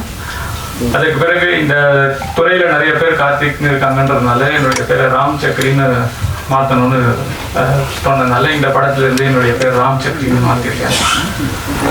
இந்த இடத்துல இன்னும் சில பேருக்கு நன்றி சொல்லணும்னு நினைக்கிறேன். அதில் ஃபஸ்ட்டு என்னென்னா, என்னுடைய முதல் படம் எடுக்கும்போது சரி நமக்கு ப்ரொடியூசர்ஸ்லாம் கிடைக்கல, கடன் வாங்கி தான் எடுக்கணும் அப்படின்ற ஒரு சுச்சுவேஷன் மாதிரி வரும்பொழுது, இல்லை இது நமக்கு கடன் வாங்குறது செட் ஆகாது, அதனால் க்ரௌட் ஃபண்டிங்கில் பண்ணலான்னு சொல்லி ஒரு 60 பேர்கிட்ட கடன் வாங்கி எடுக்கப்பட்ட படம் தான் முதல் படம். அந்த 60 பேருக்கும் நான் இன்றைக்கி நன்றி சொல்லிக்கிறேன். ஏன்னா ஒரு வேளை அவங்க கொடுக்கலன்னா இன்றைக்கி இந்த மேடைக்கு வந்திருக்கிறதுக்கான வாய்ப்பு இருக்குல்ல. ஸோ அன்றைக்கி கொடுத்த எல்லாருக்கும் நன்றின்னு நான் சொல்லிக்கிறேன்.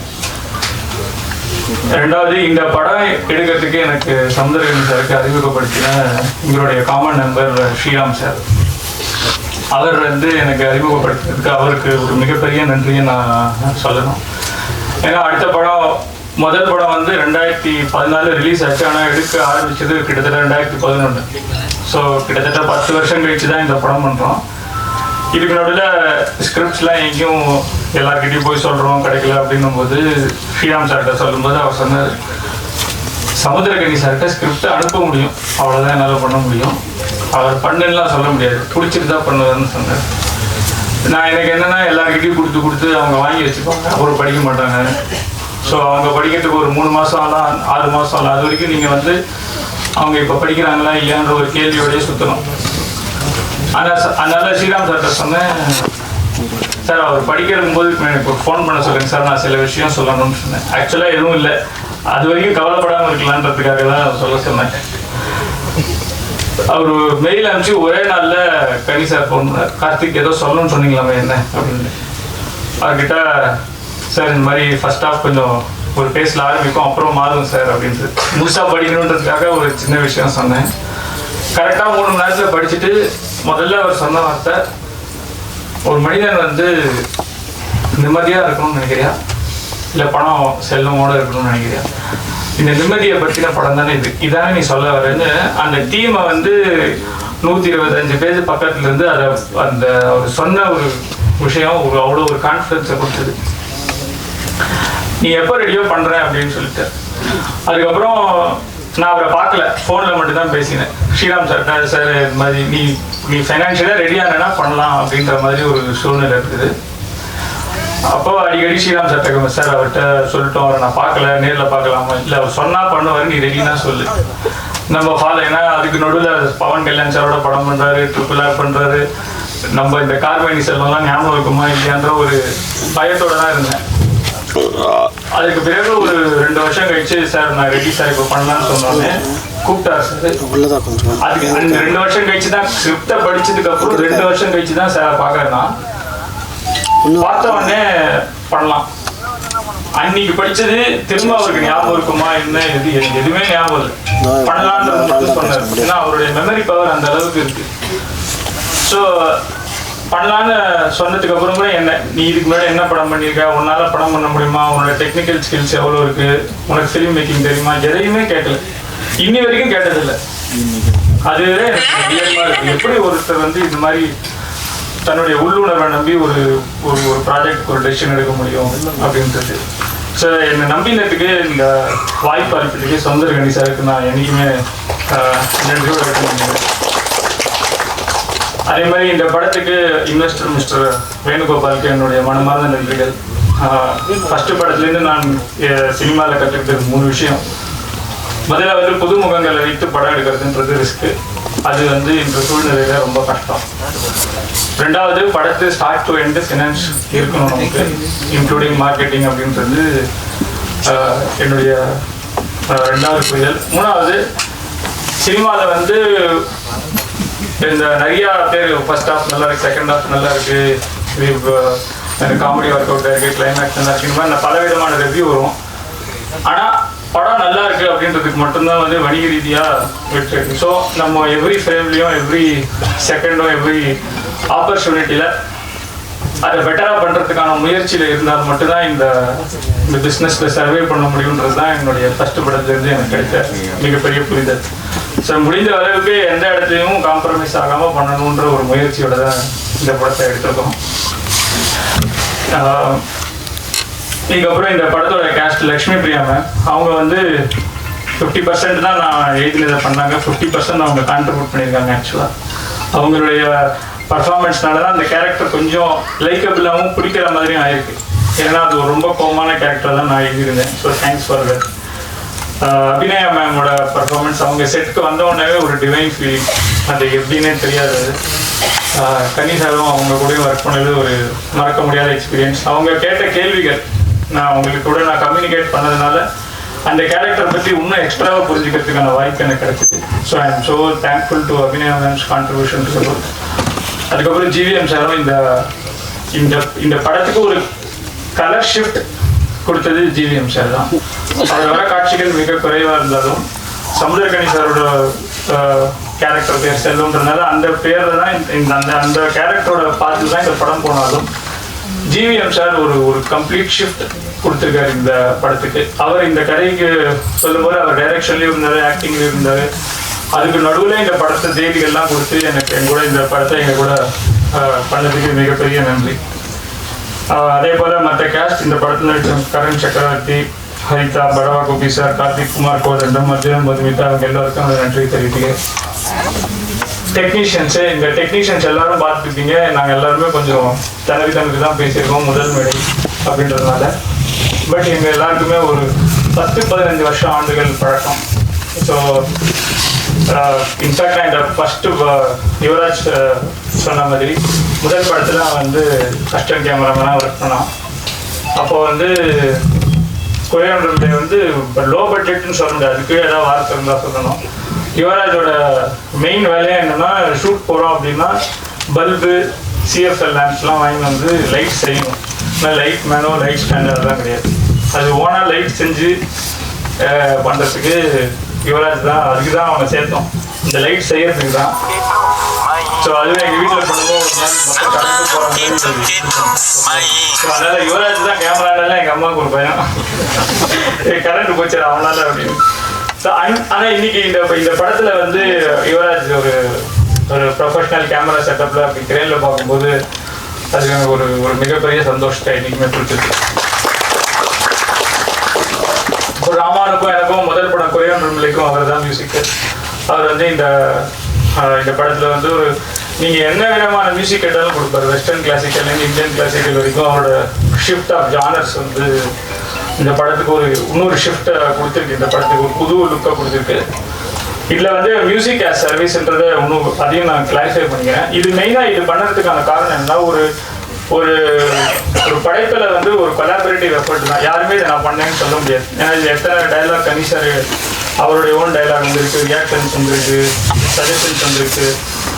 அது மாதிரி ஒவ்வொருத்தரோட கான்ட்ரிபியூஷன் இருக்குது. அதே போல் இசையில் வந்து நமக்கு தெரிஞ்ச வந்து lyric writer, singer, music director. But ஆனால் sound engineer, sound mixer, music அரேஞ்ச்மெண்ட்ஸ்னு பல பேருடைய பங்களிப்பு இருக்குது. ஸோ இந்த படம் மூலியமாக என்ன பண்ணுறோன்னா ப்ரொடியூசர்ஸ்க்கு மியூசிக் ஆஸ் சர்வீஸ்ன்றது மூலியமாக இதுலேருந்து வரக்கூடிய ரெவென்யூவை இந்த பாடல்களை உருவாக்கக்கூடிய அனைத்து விதமான டெக்னீஷியன்ஸ்க்கும் லேட்டரில் வந்து அந்த ரெவென்யூவை ஷேர் பண்ணணுன்றது தான் இந்த மாடல். ஸோ இதை ஃபஸ்ட் டைமாக ட்ரை பண்ணுறோம், இப்போ தான் ஆரம்பிச்சிருக்கோம். ஸோ இதோட ரெவென்யூ என்ன, இது ஒரு எக்ஸாம்பிளுக்கு ஒரு 10 டெக்னீஷியன்ஸ் இருக்காங்கன்னா இவருக்கு ஒரு 5 பாயிண்ட், இவருக்கு ஒரு 6 பாயிண்ட், 7 பாயிண்ட்னு ஒரு 100 பாயிண்ட் இருக்குன்னா எவ்வளோ ஒரு பாடலுக்கு அந்த ரெவென்யூ வருதோ அதை அவங்களுடைய கான்ட்ரிபியூஷன் ஏற்ற மாதிரி பர்சன்டேஜை மாற்றி கொடுக்கணுன்றது தான் இந்த ஐடியா. ஸோ அவருடைய பேரை அவர் போட்டுக்கிறதுக்கு விரும்பலை. ஏன்னா எல்லா இடத்துலையும் எல்லாருடைய சஜஷன்ஸ் இருக்குது அப்படின்றதுனால இது அவருடைய கம்பெனி நேமாக இருக்கணும் அப்படின்றது தான் அவர். அதனால இதை அந்த பேர் வச்சுருக்கோம், music as service by music லோக் ஸ்டுடியோ டெக்னாலஜி, ராமானுஜன் தேர்தலுக்கு. ஸோ அதே மாதிரி லிரிக் ரைட்டர் இவங்க இந்த உமாதேவி மேடம் என்னையே நீக்கி போனேன் பார்க்க எழுதியிருக்காங்க. மணி அமுதவண்ணன் வந்து அடடா, குரு அப்புறம் இந்த 2 பாடல்களையும் எழுதியிருக்காரு. இந்த எல்லா லிரிக் ரைட்டர்ஸுமே வந்து இந்த படத்துடைய முழு ஸ்கிரிப்டை படிச்சுட்டு அதுக்கப்புறம் அந்த கேரக்டருக்கும் அந்த சிச்சுவேஷனுக்கு எழுதினது. நீங்கள் அந்த பாடல்களை தனியாக கேட்கும்போதும் உங்களுக்கு அந்த டைம் ஃபீல் ஆகும். Choreographer thank you. அவர்கிட்ட கேட்ட ஒரே ரிக்வஸ்ட்டு கனி சார் இங்கே எப்படியாவது டான்ஸ் ஆட வைக்கணும் அப்படின்றது, அது பண்ணி கொடுத்தாரு, அதுவும் சிங்கிள் ஷாட்டில். அதுக்கு மிகப்பெரிய நன்றி.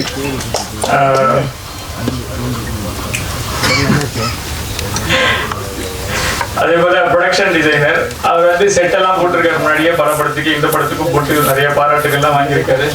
பட் அஸ் அ டைரக்டராக வந்து அந்த சீன் ப்ராப்பர்ட்டியில் அவர் கொடுத்த ஐடியாஸு தான் எனக்கு ரொம்ப பிடிச்சிது.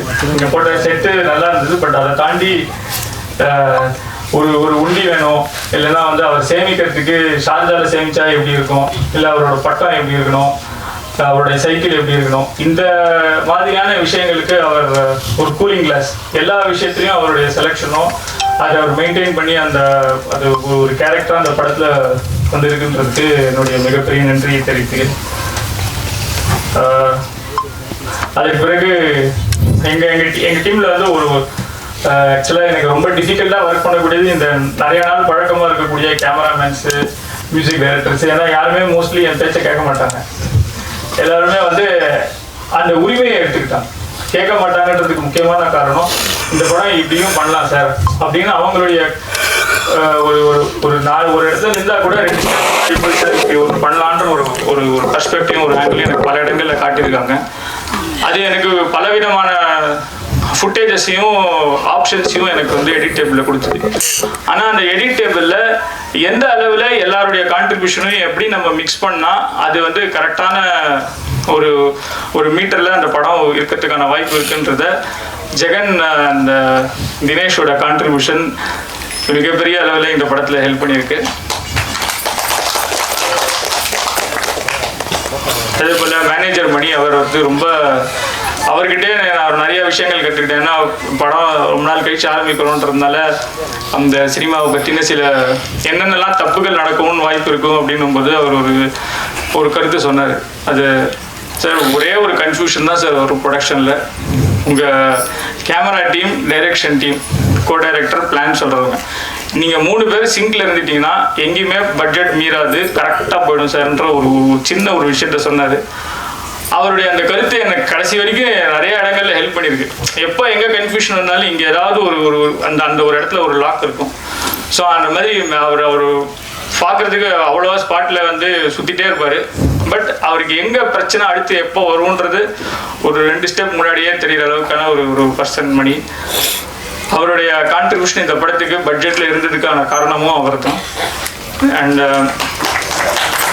ஒன் மோர் கிளாரிஃபிகேஷன், ஆக்சுவலாக பாத்வே ப்ரொடக்ஷன்ஸ்ன்றது இந்த படத்தை தயாரிச்சிருக்கு. இந்த படத்துக்கு ஒன் ஆஃப் த கோ-ஃபவுண்டர்ஸ் நான். ஆனால் I am only writer director. இந்த படத்துடைய முழு ப்ரொடியூசர்ன்ற பொறுப்பையும் எடுத்து அது 7 நடத்தினது மிஸ்டர் அருண் ரங்கராஜ் சார் தான். ஏன்னா என்னால் இது 2த்தையுமே பண்ண முடியாது.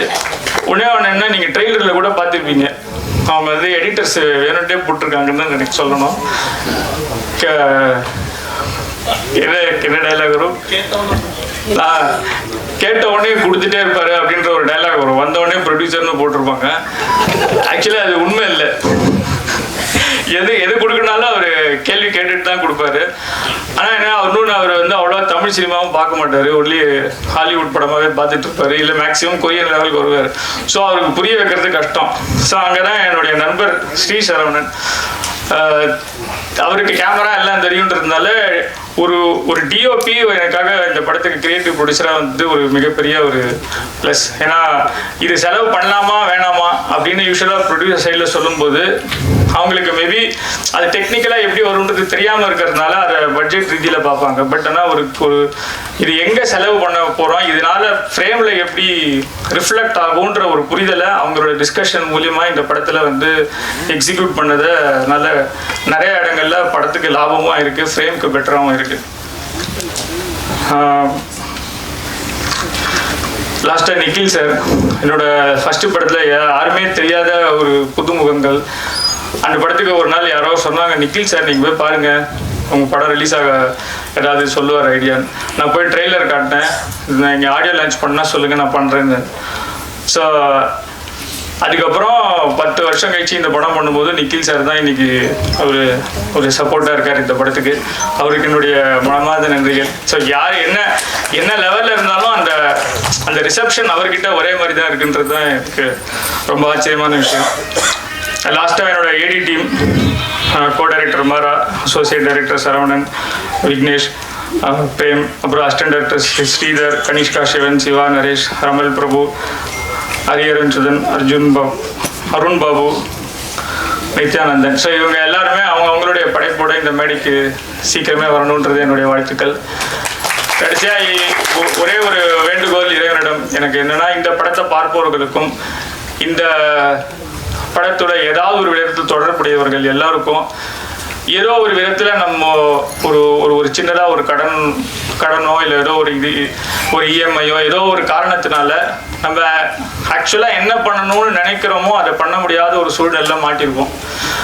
அதை நம்ம என்ன பண்ணணும்னு நினைக்கிறத அடமான வச்சு தான் அந்த கடன் வாங்கியிருக்கோம். வெறுமை வந்து உங்கள் பே ஸ்லிப்பை பார்த்து யாரும் கடன் கொடுக்கறது இல்லை.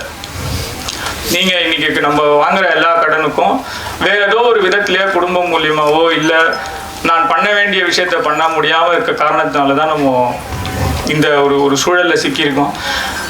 இந்த சூழலில் சிக்கியிருக்கிற அனைவர்களுக்கும் ஒரு நிரந்தரமான ஒரு நிறைவான வாழ்க்கை கிடைக்கணும். இதுலேருந்து வெளில வரணும்னு நான் இந்த இறைவனை பிரார்த்திக்கிறேன்.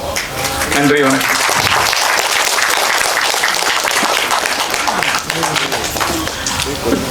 சாரி, ப்ரெஸ் அண்ட் மீடியாவை பற்றி சொல்ல மறந்துட்டேன். என்னுடைய முதல் படத்துக்கு வந்து ப்ரெஸ் அண்ட் மீடியா மட்டும்தான் ஒரு சில ரிவ்யூஸ் அண்ட் இது போட்டிங்க. இன்னி வரைக்கும் அது மட்டும்தான் சில இடத்துல காட்டுற மாதிரி எனக்கு உதவி இருக்குது. ஸோ இந்த படமும் நீங்கள் எல்லாரும் பார்த்துட்டு உங்களுக்கு பிடிச்சிருந்தா கண்டிப்பாக நீங்கள் ஆதரிக்கணும்னு நான் வேண்டிக்கிறேன். தேங்க்ஸ். அடுத்து சமுத்திரகனி அவர்கள் பேசுவதற்கு முன் ஒரு சின்ன குரூப் ஃபோட்டோ. கணேசர் சமுத்திரகனி அவர்கள் பேசுவதற்கு முன் லட்சுமி பிரியா சந்திரமௌலி அவர்கள் ஒரு தகவல் சொல்லுவாங்க. சாரி, நான் இங்கே பேசுகிற டென்ஷனில் நான் ரொம்ப முக்கியமாக சொல்லணும்னு நினச்சதையே மறந்துட்டேன். இந்த மூவியில் எனக்கு கிடைச்ச பெரிய கிஃப்ட் வந்து கனி சார் கூட ஒர்க் பண்ணுற ஆப்பர்ச்சுனிட்டி. அண்ட் நான் கனி சார் கூட ஒர்க் பண்ணும்போது ஃபஸ்ட்டு எனக்கு ஆக்சுவலாக எக்ஸைட்டிங்காக இருந்தது. சரி, ஒரு பெரிய ஆக்டரோட நடிக்க போகிறோன்னு. ஆனால் செட்டுக்கு போனதுக்கப்புறம் அவர் வந்து ஒரு ரொம்ப அழகான ஆக்டர்னு உங்க எல்லாருக்கும் தெரியும். அதையும் தாண்டி ரொம்ப அழகான மனிதர். அவரோட ஒர்க் பண்ணது வந்து இட் வாஸ், நான் எப்படி சொல்லனே தெரியல. இவ்வளோ ஒரு என்கரேஜிங்காக ஒரு செட்டில் ஒருத்தர் இருந்து நான் பார்த்ததே இல்லை. வார்த்தைக்கு வார்த்தை எல்லாரையும் என்கரேஜ் பண்ணுவார். நீங்கள் நல்லா பண்ணியிருக்கீங்க, ஏதாவது ஒரு ஷாட் நல்லா இருந்ததுன்னா போயிட்டு என்கரேஜ் பண்ணுவார். யாராக இருந்தாலும், யார் நல்ல வேலை பண்ணாலும் கூப்பிட்டு என்கரேஜ் பண்ணுவார். ஸோ நான் மறுபடியும் இந்த செட்டு வந்து ரொம்ப ஒரு அன்பான செட்டாக இருந்ததுன்னு நான் சொல்கிறதுக்கு ரொம்ப முக்கியமான காரணம் கனி சார். நான் ரொம்ப சொல்லணும்னு நினச்சேன் சார், மறந்துட்டேன். அதனால நான் வந்து ரொம்ப தேங்க்ஸ் சார். அவங்க கூட ஒர்க் பண்ணதில் எனக்கு ரொம்ப சந்தோஷம். இதில் நான் வந்து இவ்வளோ நடிச்சிருக்கேன்னா அதுக்கு கனி சார் அண்ட் டைரக்டர் சார் 2 பேருமே வந்து ரொம்ப முக்கியமான காரணம். அவ்வளோதான். Thank you very much.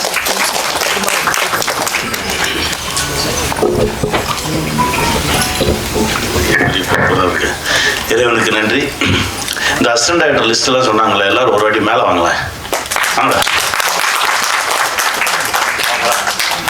உங்களெல்லாம் பார்க்கணும். ப்ளஸ் மீடியாவுக்கு வா, அவ்வளோ கஷ்டப்பட்டாங்க, அசராமல் நிற்பாங்க.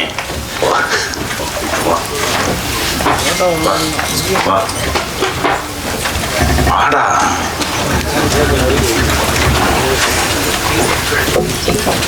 ஜீவன் சார் எங்க இருக்கீங்க? வாங்க.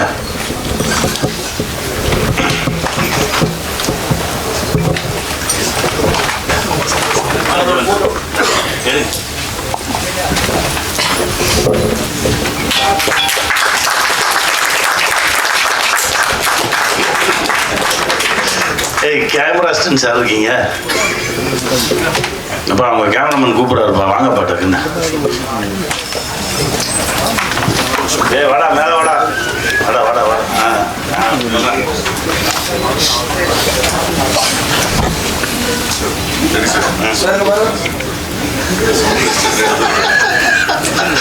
சவுண்ட் அசிஸ்டன்ஸ் 2 பேர் இருக்காங்களாமே, வாங்க. குமரேசன், கமலவாசன், வாங்க சார். ரொம்ப சந்தோஷம். பாரு,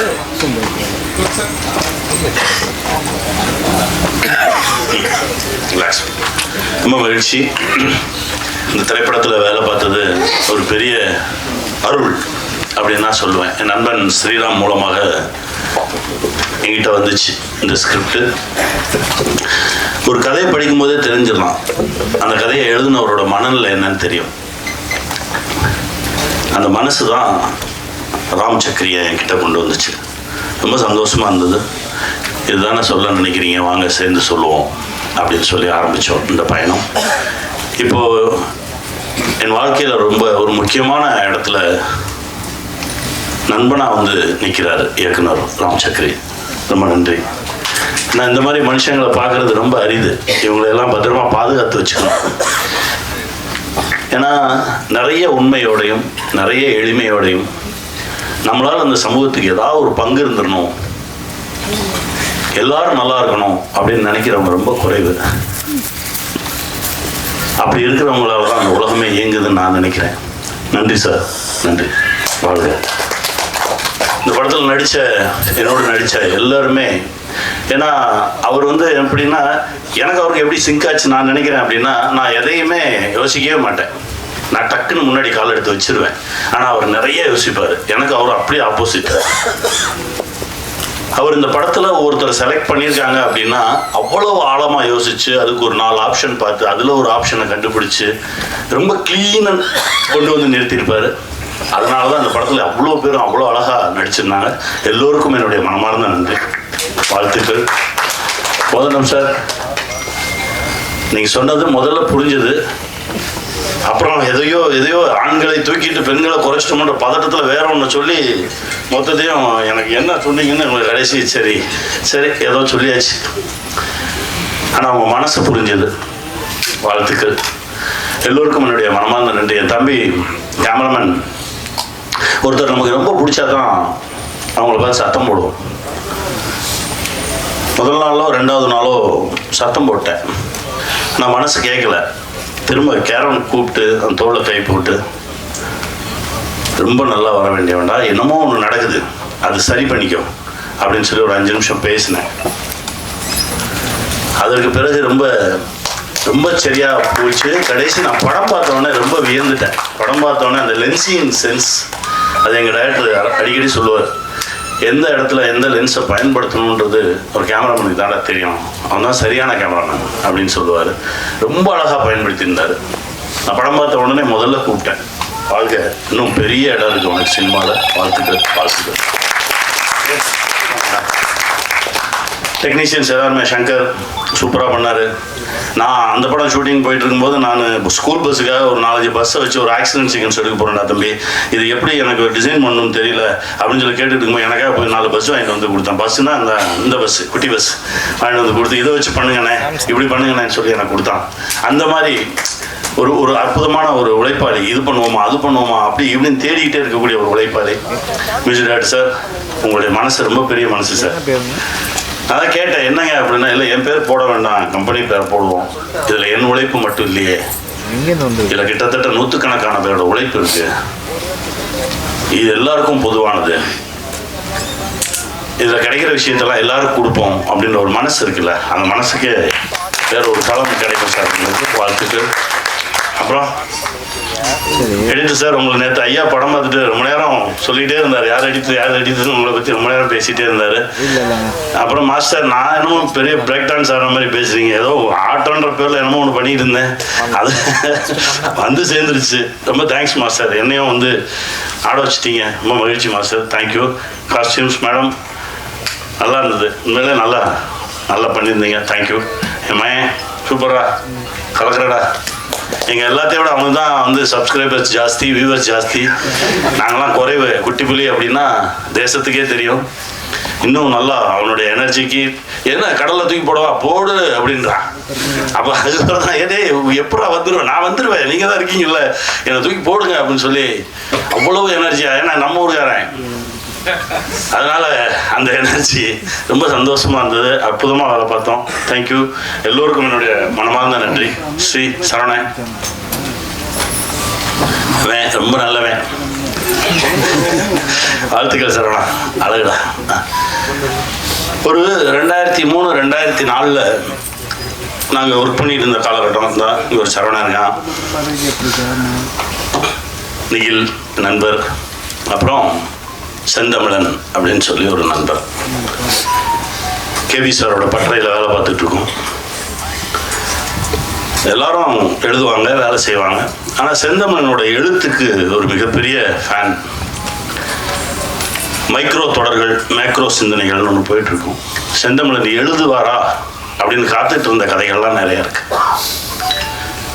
எல்லாருக்கும் ஒரு எபிசோடுக்கு 5000 ரூபா சம்பளம் அப்படின்னா அவருக்கு ஒரு எபிசோடுக்கு 8000 ரூபா சம்பளம் தருவாங்க, 10,000 ரூபா சம்பளம் தருவாங்க.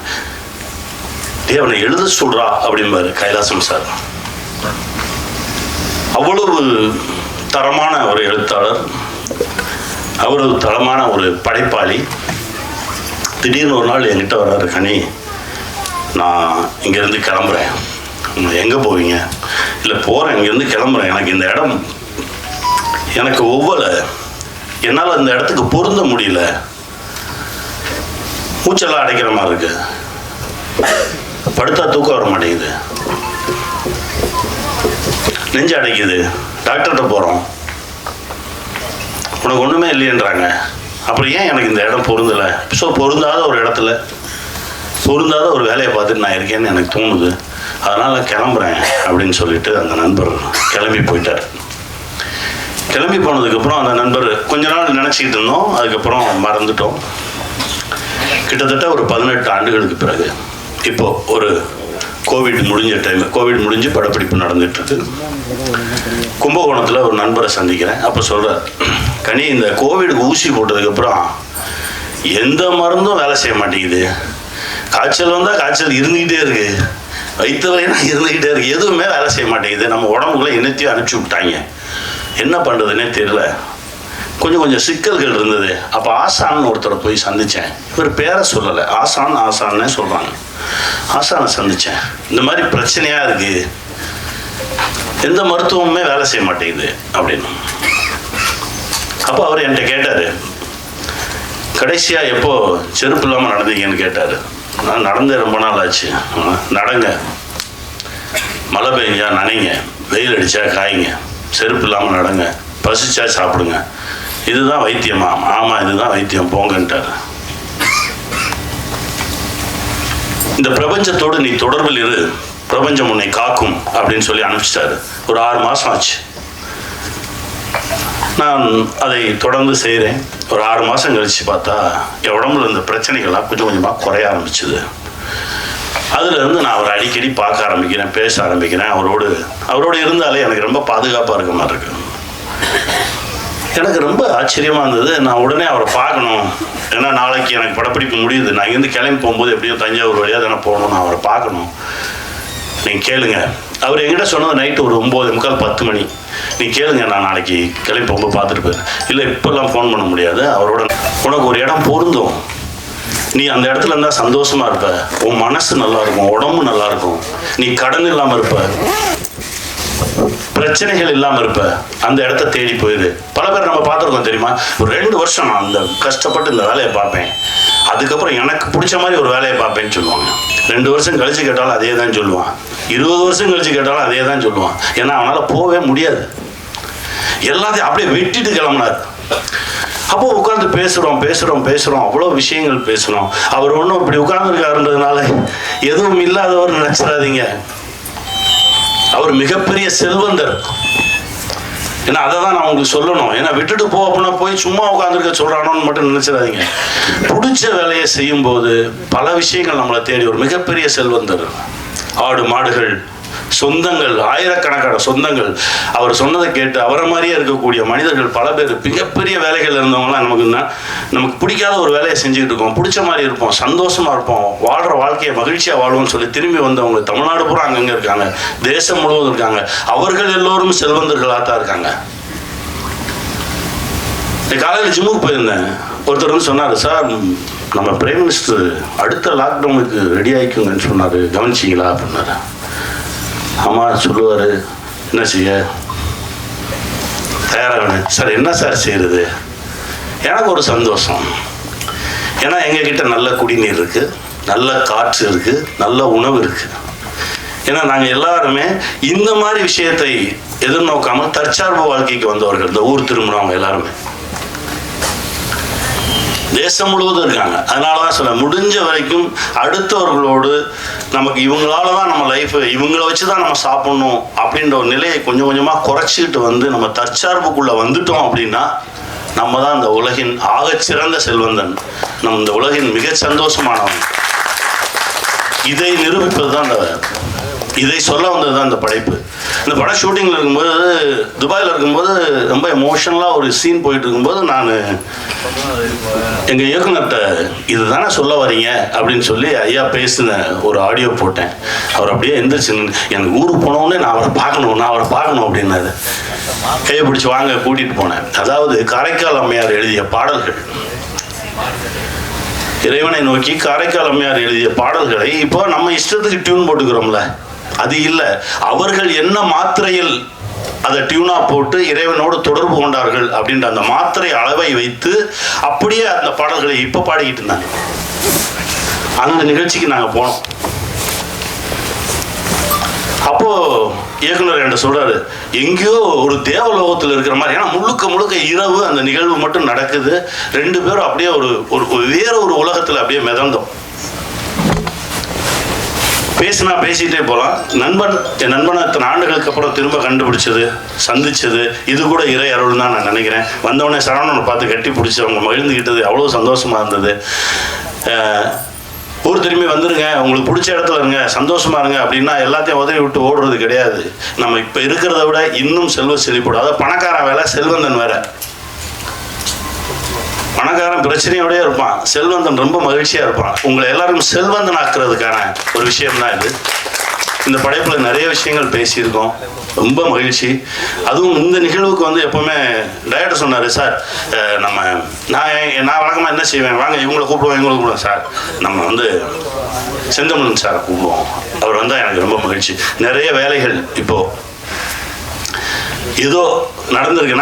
நான் பேசும்போது இல்லை எனக்கு வர இயலாது அப்படின்ற மாதிரி தான் சொன்னாங்க. அதுக்கப்புறம் ராம் பேசின உடனே மனசு மாறி இருக்குது. அந்த வேலை பழுவெல்லாம் கொஞ்சம் தள்ளி வச்சுட்டு எங்களுக்காக வந்ததுக்கு ரொம்ப நன்றி. உங்களுடைய மனசு தான் அது. ரொம்ப சந்தோஷமாக இருக்குது. நேற்று நீங்கள் படம் பார்த்துட்டு அந்த படத்தில் இருக்க அவ்வளோ விஷயங்கள் பேசுனீங்க. ரொம்ப சந்தோஷமாக இருந்தது. உங்களுக்குள்ளே இருந்த அந்த இயக்குனரும் அந்த தொழில்நுட்ப கலைஞன் திரும்ப வந்தான். எனக்கு அவ்வளோ சந்தோஷம். கார்மேனி செல்வம் திரைப்படம் பாருங்கள். இந்த மாதிரி படைப்புகள் ரொம்ப அரிதாக தான் வரும். இது வெறும் திரைப்படம் இல்லை.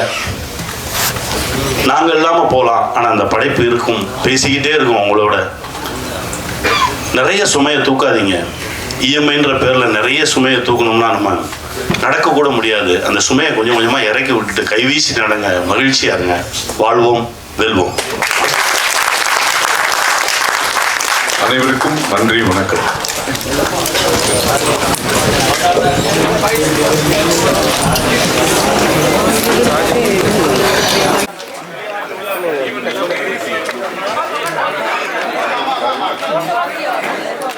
கூப்பிடுங்க ஏடிஸ் வாங்க கொஞ்சம். இல்லை மாறா ஜெயிக்கிறோம் மாறா.